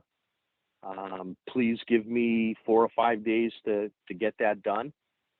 But I will get back to you through Jack via email with an answer to that question. I appreciate that so and- much. No, you're welcome. And like I said, I had a very pleasant conversation with him. It was very, I felt it was very productive. He definitely understood where I was at as a member of the Board of Health. And I tried to be understanding of what he has going on there. You know, I did stress and go through the timeline as to how long this has been going on. And it goes back 2 years, and that's too long. Excuse So me. we're yes, ma'am. It has gone back since the 1990s, sir. Okay, well, I was made aware of it, like I said, with an informal complaint approximately 2 years ago. All right, and then part 2 So of the complaint. I'm sorry. I'm sorry. I thought you were done. Sorry. No, that's okay. So that's when I became aware of the situation up there, was when the dumpster was moved to the road. So that's where I come in as being aware that the dumpster that was on that property was a problem. And again, dumpster regulations are coming down the pike. And you know, there will be regulations that everyone will have to follow. We just need to, again, I know I'm repeating myself, dot the I's, cross the T's, and get a vote. So it's not like we haven't written them yet. We just need to, you know, get them completed. So I don't see them being very far off at all. But in the meantime, we're trying to deal with this particular situation. So give me 4 or 5 days and I will visit with the homeowner and I will get you an answer as to when a 2-yard dumpster can be dropped on that property to handle the household waste. And again, I am going to offer the town's program because I think it's more cost effective and the homeowner can make a decision as to whether or not they want to participate or not. And as Absolutely. soon as I have that answer, like I said, I will get back to you through Jack via email as to when that is going to be taken care of. Thank you, Jack. And then there was one other part of the issue. Oh, sorry. There was one other part of the issue was that construction debris or personal trash flying out of the dumpster because we're up here on the hill and it's very windy. And I know I myself and my neighbors, you know, I've been taking it upon myself to pick their trash up out of the fields after particularly windy storms and off of my property and, you know, underneath the trees out in front for years. And so is there a possibility of maybe discussing that a tarp or something goes over the cover of the construction dumpster for the time that it's there? When I was on the property on Monday, approximately the 6 o'clock hour, the dumpster was nowhere near full. So at that particular time, there probably wasn't the possibility, unless it was a major windstorm, of anything traveling outside of the dumpster. But I would be more than willing to make that suggestion. Again, we don't have dumpster regulations, so I can't demand it, but I would be more than willing to make that suggestion when I visit the homeowner in the next 4 or 5 days. Thank you. Thank you. And maybe that's something to take in consideration with the regulations because, you know, it's on the homeowner to call the dumpster company when it's going to be emptied. And I've supplied, I think, several photos of the thing heaping full. I believe it's already been included in the regulations. Oh, great. Jack, if you would make a note of that so that we could double check that. Sure thing. But I believe it's already been included in the regulations. But again, Jack is going to double check that for me. That's great. Anything else, Tish? That's it, because they're two really easy fixes, aren't they? There's a terrific town program that the majority of us in town use. It's very affordable. And then the second thing is a simple tarp with bungee cords. Yeah, no, like I said, Jack will follow that up. I don't have the regulations in front of me. And if it's not there, the board will definitely discuss putting it there. I know in some of the regulations that we reviewed, a cover was a suggestion, along with, you know, a fenced-in area if it was at a business to keep it out of sight and maybe contain anything that might come out of the dumpster or get spilled on the way that it was being, you know, transferred from a barrel into a dumpster. So I think we pretty much covered it all, but Jack's going to double check that for me. Thank you. Alan, we Thank do you. have Lonnie with his hand raised. Lonnie, please. Hey, sorry guys. I just have one thing I just didn't want. I wanted to catch it before you.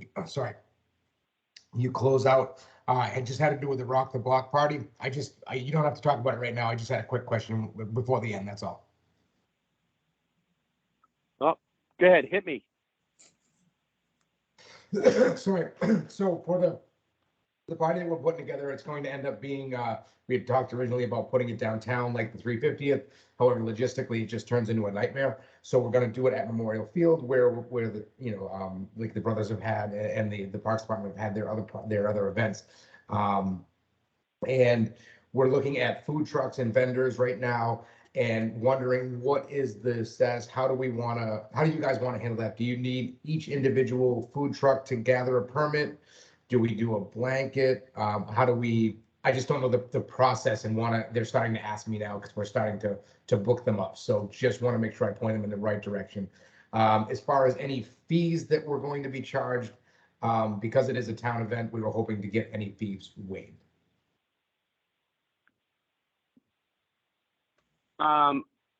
Okay, why don't we discuss that and we'll get back to you with an answer.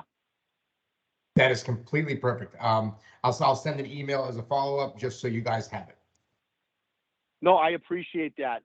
You know, we will, you know, need a brief discussion on that, and we're trying to keep this meeting from going to 3 hours like our last meeting. So I would appreciate a little bit of time for us to, you know, discuss that individual permits versus a blanket permit, and whether or not we can waive the fees. Yep, sounds good. I'll put that all in the email. Thank you guys so very much. No, Thank thank you, you, Lonnie. Welcome, Lonnie. All right, so Jack, back to our dumpster regulation on the agenda. Anybody else have any comments? Nobody has their hand raised. Does anybody else have any comments on the dumpster regs for the town of Mendon? Going once, going twice. We're good on this topic, Alan. Okay, so you know, obviously you're going to, oh, you already did follow up on the cover for the dumpsters, right, on our regs? Yes, I do have that noted to look into that. All right, great. So let's go on to the fourth topic, simple recycling, please. All right, so this would be. What do we have on that?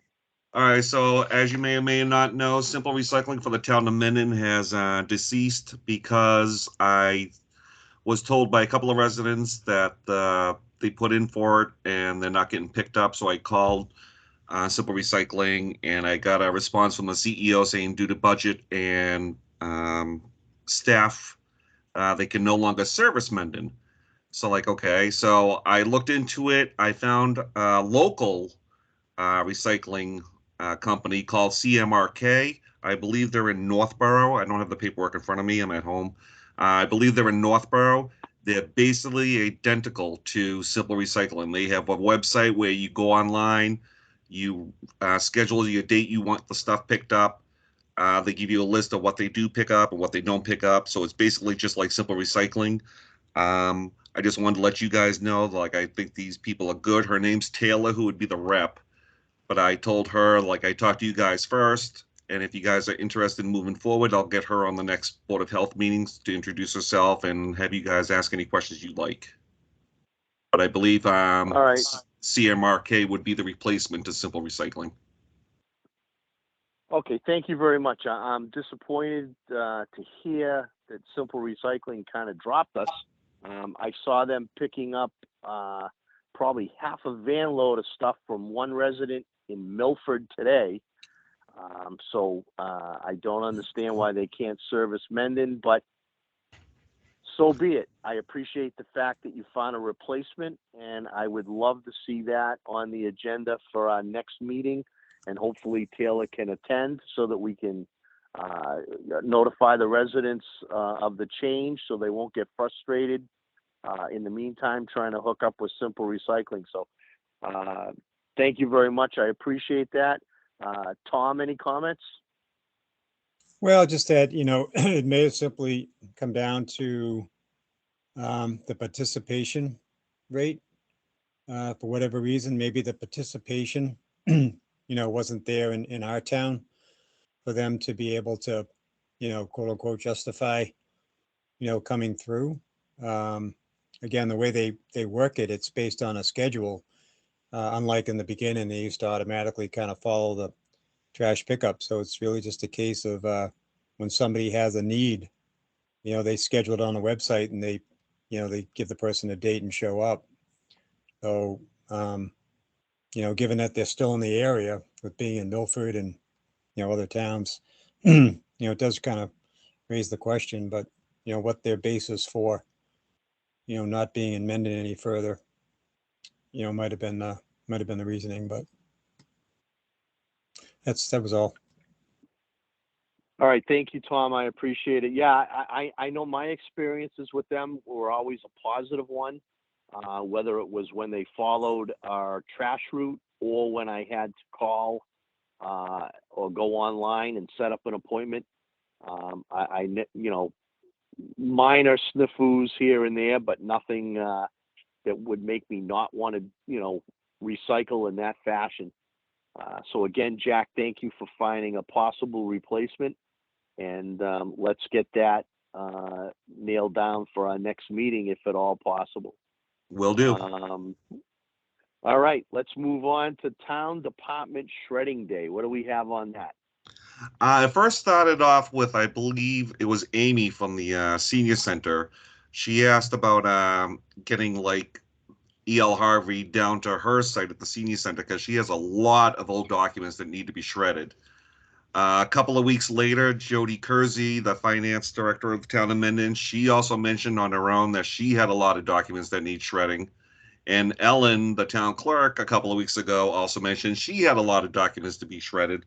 So me and Tom were thinking of having a town department shredding day where E.L. Harvey would come and do the town departments strictly for the town only, not available to the town residents. I am talking with Mike Sespan from E.L. Harvey to see if maybe we can do like a rolling truck shredding day, maybe starting up by the schools and going down the street, hitting the town departments all the way down, hitting the town hall, senior center, DPW, that type of thing. So Mike's looking into that to find out how much it would cost roughly for either having a truck at the town hall only and everybody brings their documents to the town hall for shredding, or having a truck roll through Mendon, hitting the town departments one by one. So we're still working on the numbers for that, but that will be a cost to the town. Okay, I know the school has approached us in the past, the school department. I don't know if you're aware, but we have a regional school district. So they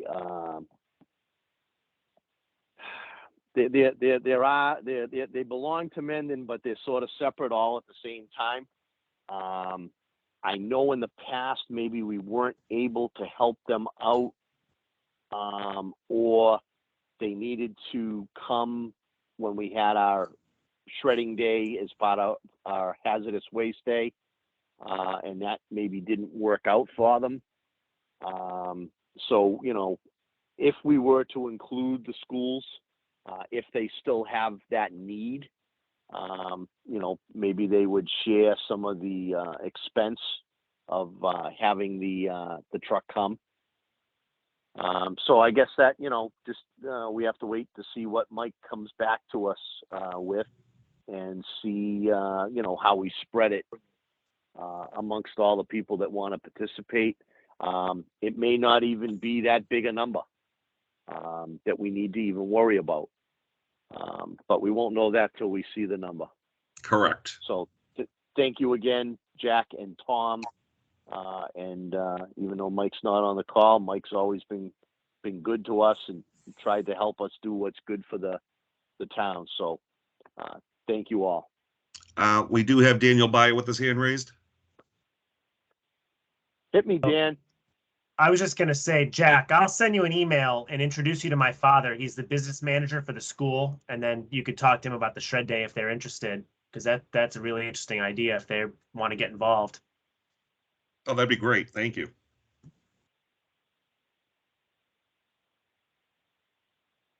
Anybody else, Jack? That is it for the topics, and nobody else has their hand raised. So I believe that is it for the meeting tonight. Do we have any further discussions to go through? Unless you want to talk about the vacancy for the Board of Health. Yeah, that's why I was addressing Tom. I didn't know what transpired tonight. Oh, yes, I can speak to that. And you know, Lonnie's still on the call as well. So I did attend the select board meeting tonight. They had on their agenda about filling the vacancy for the position that was vacated here on the Board of Health. And what had been decided was that they wanted some time since really tonight was kind of the first night that the whole select board had a chance to kind of hear the topic and consider the subject matter. You know, they kind of like to take some time to kind of, you know, just confirm what was being proposed. there, there was a candidate or is a candidate that has come forward that was approached about filling the vacancy. And, that candidate I can speak to as being very, very qualified to fill the position.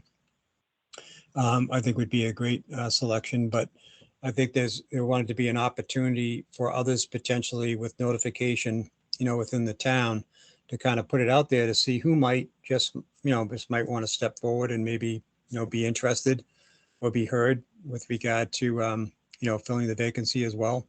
So it was kind of left at that.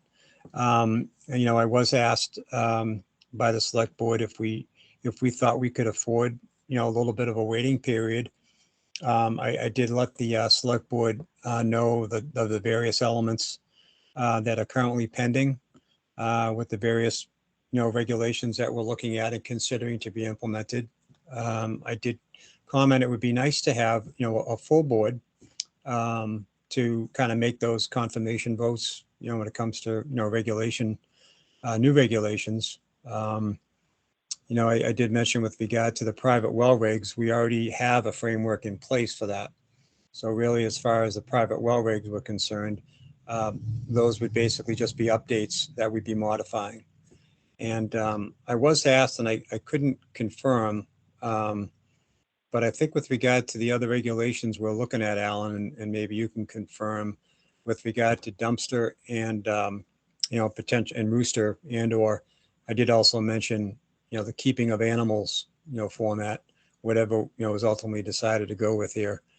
If, because those are brand new, what would the requirement would be to the public? If we would actually have to have a public hearing on those, or is just simply a public notification in the local newspaper sufficient enough? And I wasn't quite sure to give them an answer, but at any rate, it was decided for a little period here that I felt it was my view at any rate that given what we're doing and what's been going on, I didn't feel that it was a problem to wait a little bit on confirming the candidate, giving the select board a chance to kind of digest information a little bit, as a complete board, and make their decision in a comfortable way without, even though again we had to have a great candidate who's come forward already, just not feel compelled to react too quickly and just give them time to kind of to respond to it and digest and kind of go from there. So that was kind of the gist of what transpired. And I'll if I know if Lonnie's still on, if Lonnie wanted to add to that in any way, feel free, Lonnie.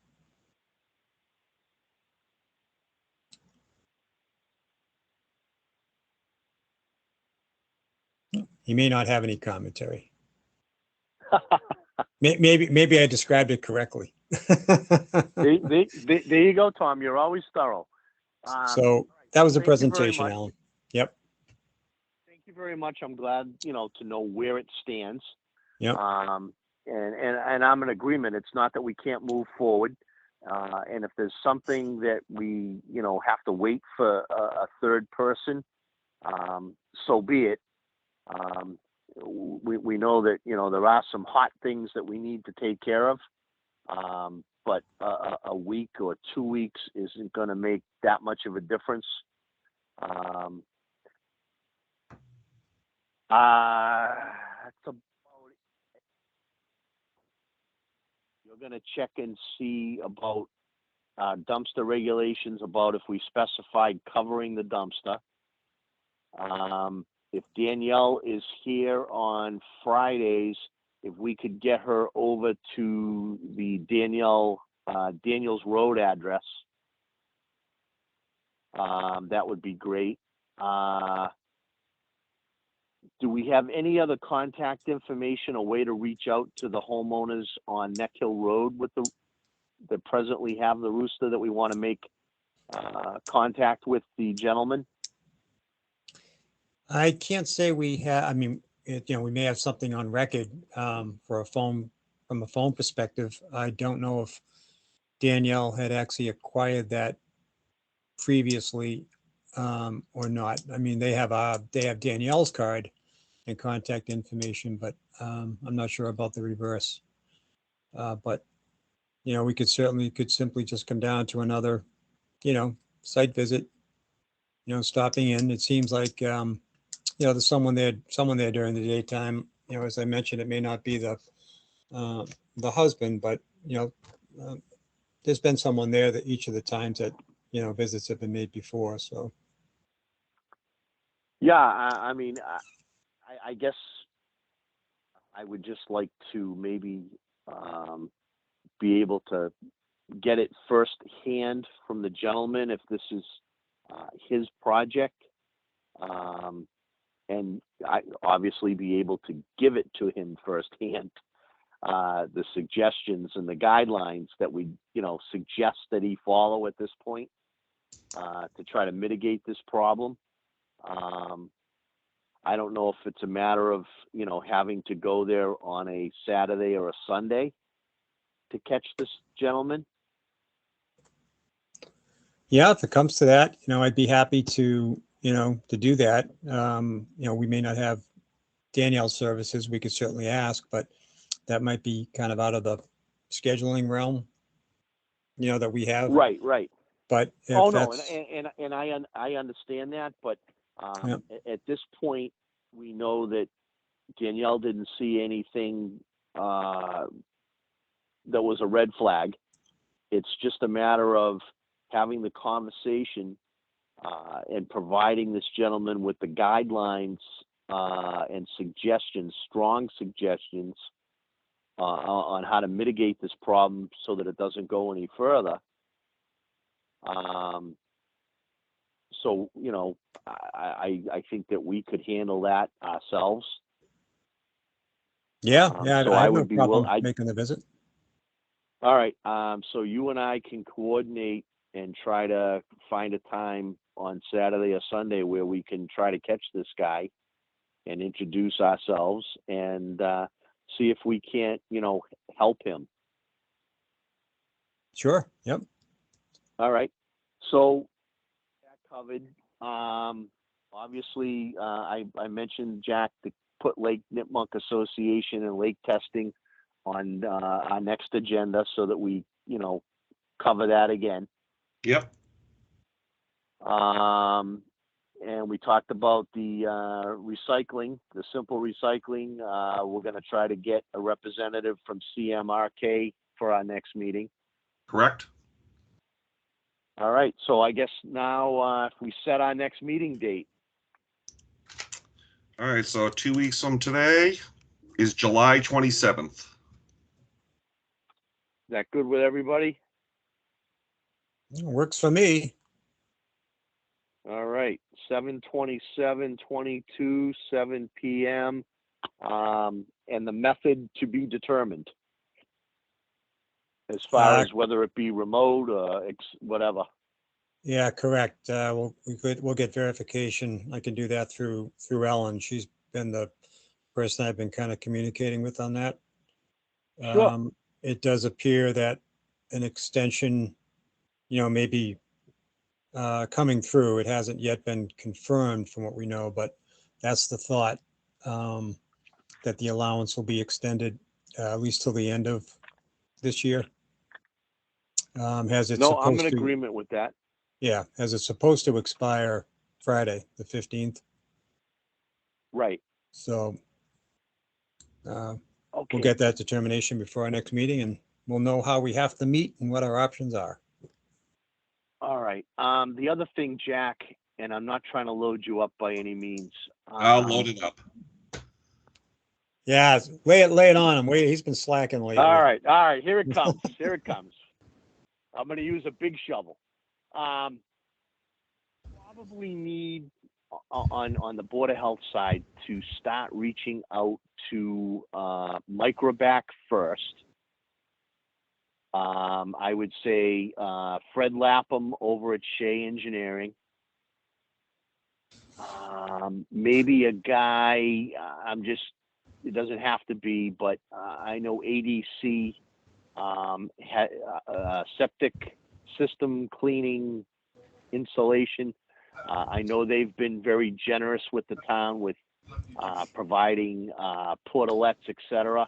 Maybe I believe his name is Chris. What I'm thinking is, trying to put a small panel together for a future meeting with the Lake Nipmuc Association. Okay, Dan, So go ahead. So what I'm suggesting is, from the Board of Health side, we start reaching out to people like I've suggested, just to see what their interest is in coming and becoming part of a panel. No date has been set yet. All right, Is that's it it. a fake background? I think it must be a fake background.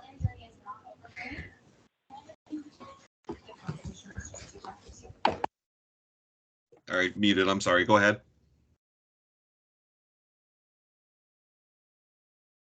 Alan?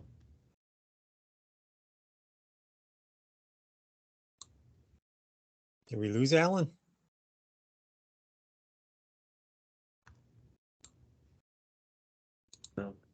I was just going to give you another name to contact. Yeah, go ahead, Dan.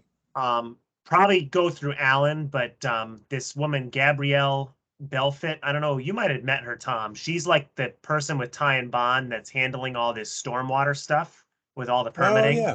Yeah, She okay. would- She was part of the process, the Stormwater Task Force. Yeah, she would be a Yes, yeah. huge asset if she would agree to do this. Sure, that's a great idea because Um, stormwater is a key element for, Yeah. what we're talking about addressing here at the lake, for sure. I don't know what I mean, I can just send you her info, but I don't know if you need to go through Alan, like what our contract is with them. But Yeah, I mean, I'd be glad, we can just- certainly, Jack, if you wanted to make note of that. forward it to you. And, reach out to Alan. You just assume you're talking about Alan at the Pedro. Highway Department, right? yeah. So reach out to Alan and just find out if he's okay with, us maybe conversing directly with Gabrielle.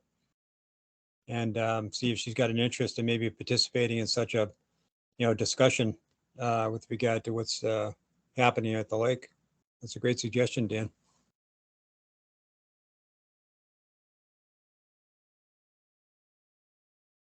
Alan, did we lose you? His No, that's the microphone's one. muted. Oh, okay. Hey, Alan, if you're still there, your mic is muted. He needs to dial *6 if that's Alan. Oh, there you go.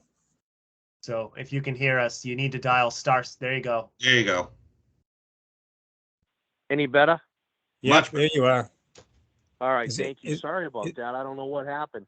Is that Um, because, yeah. did that happen because, Jack, did you kill Mike on your end?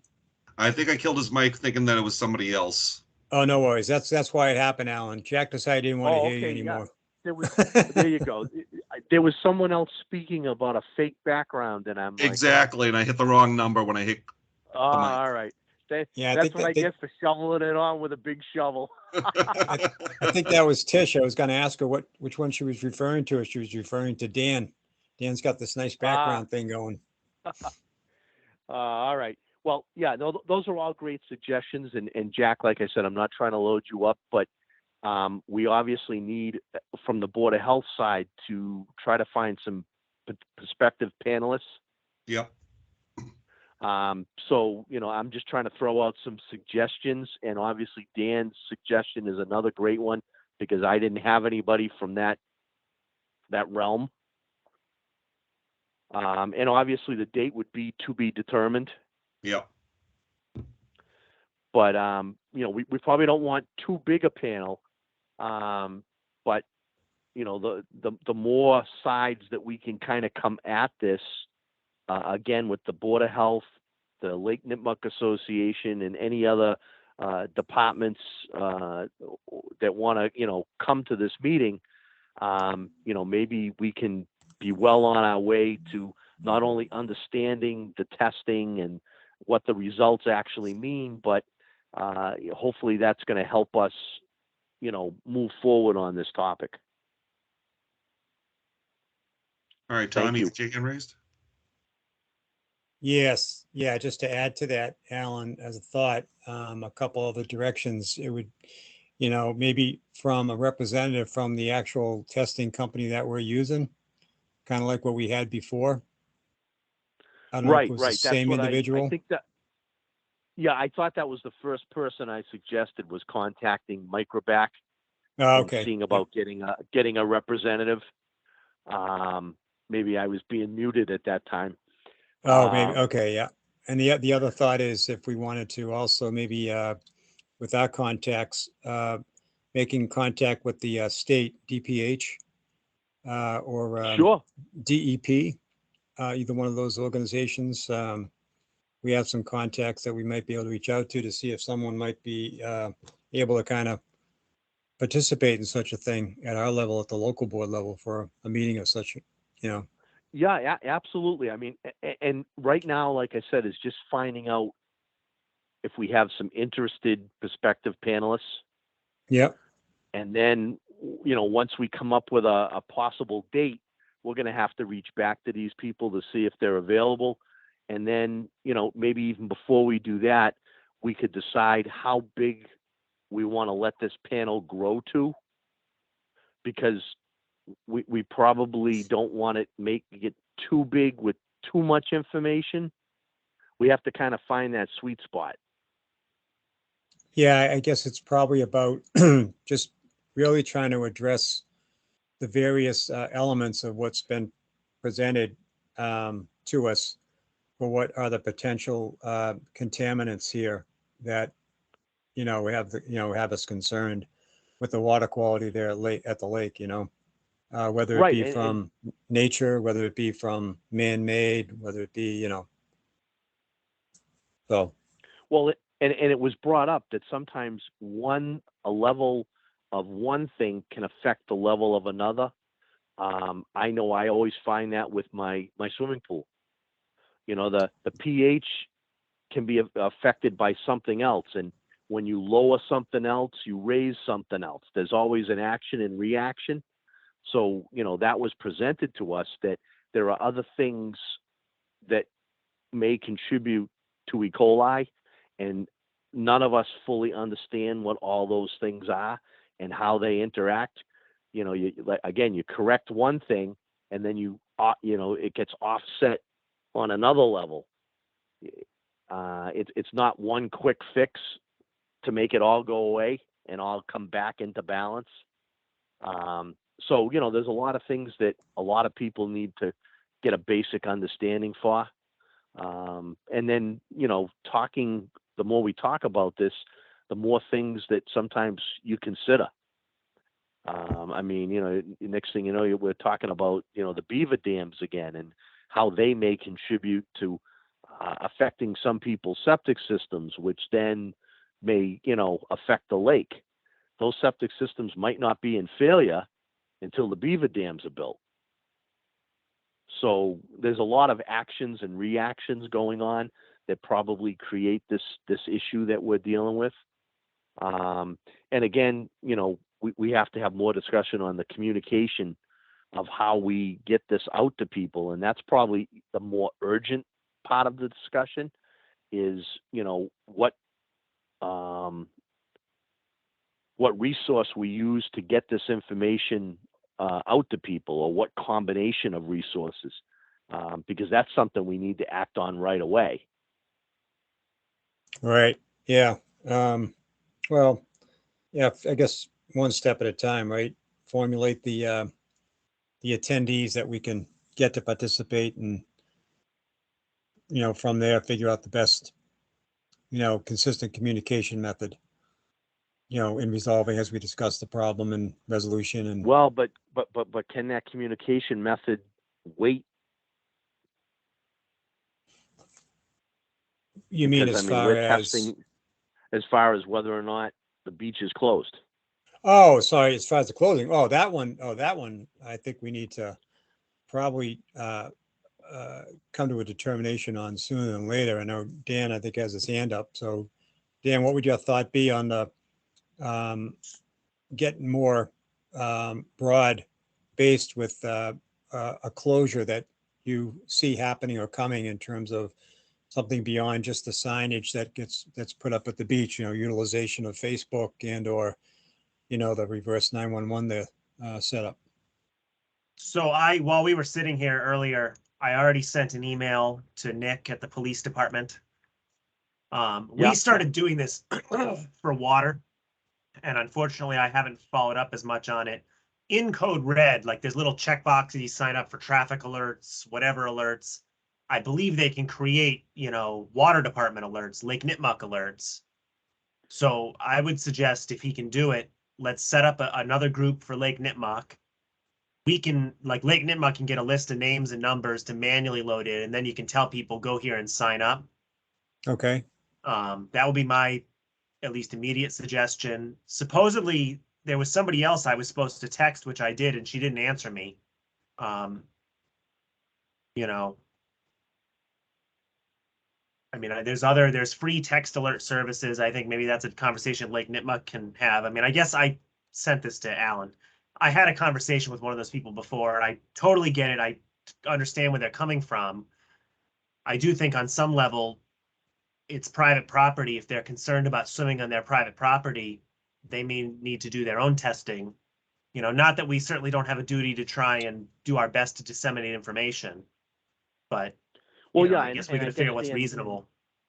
Right. I guess, Dan, that's probably the urgent thing is what methods of communication do we need to let people know that the beach is closed due to whatever.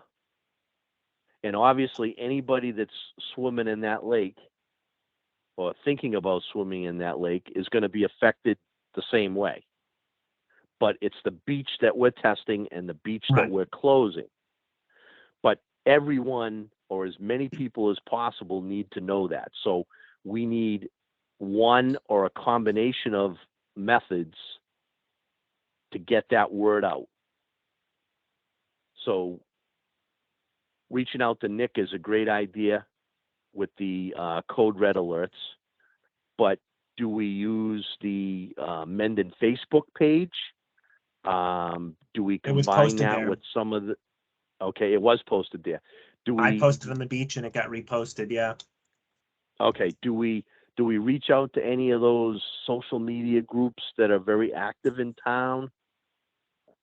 How far do we go to get the word out? Because obviously the callers tonight that live on the lake either weren't aware of it or witnessed people still using the lake that they believe might not be aware.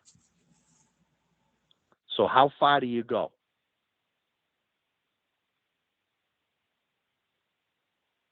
Well, I believe, like Dan said, the best way to start off would be the reverse 911. Okay, so we need to have a conversation with the police department then. I emailed him. We'll see what he says. When he's back in the office.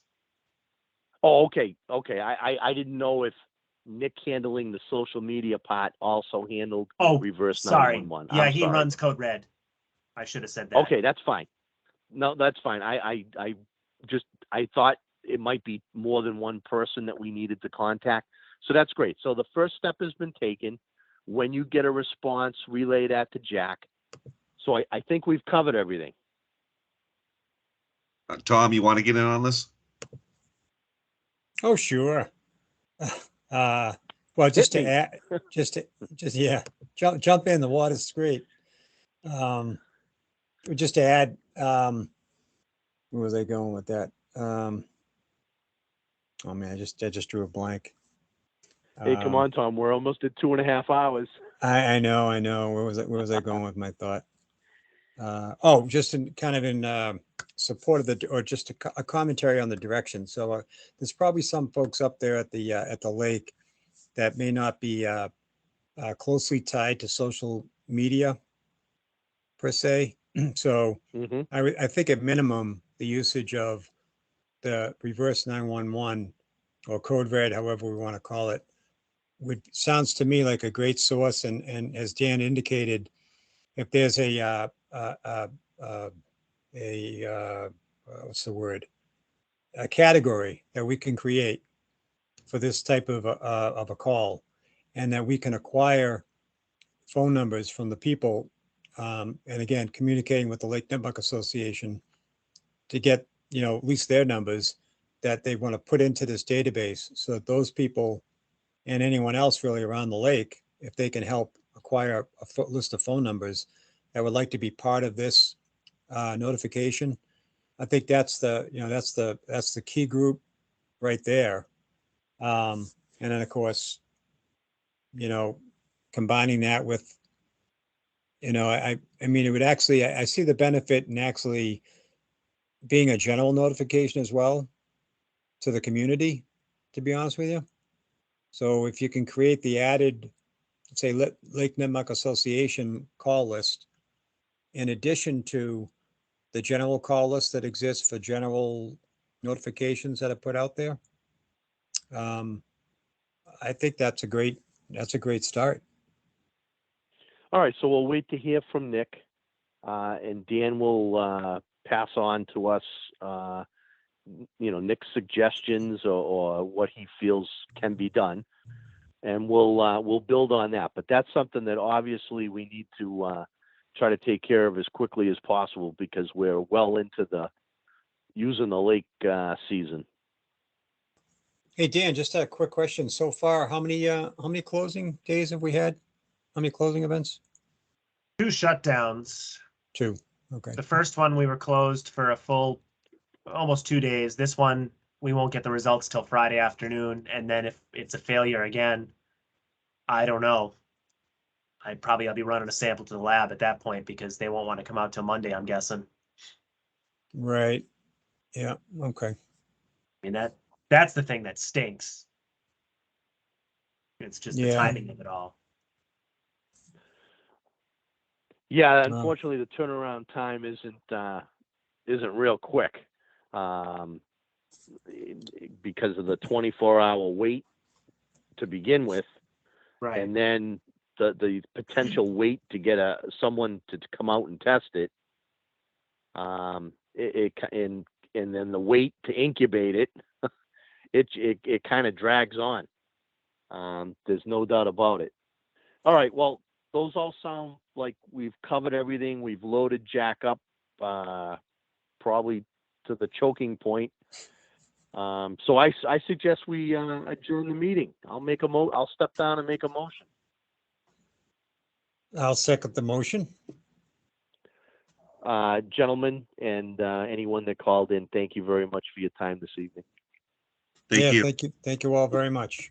All right, good night. Good night. All right, good night all.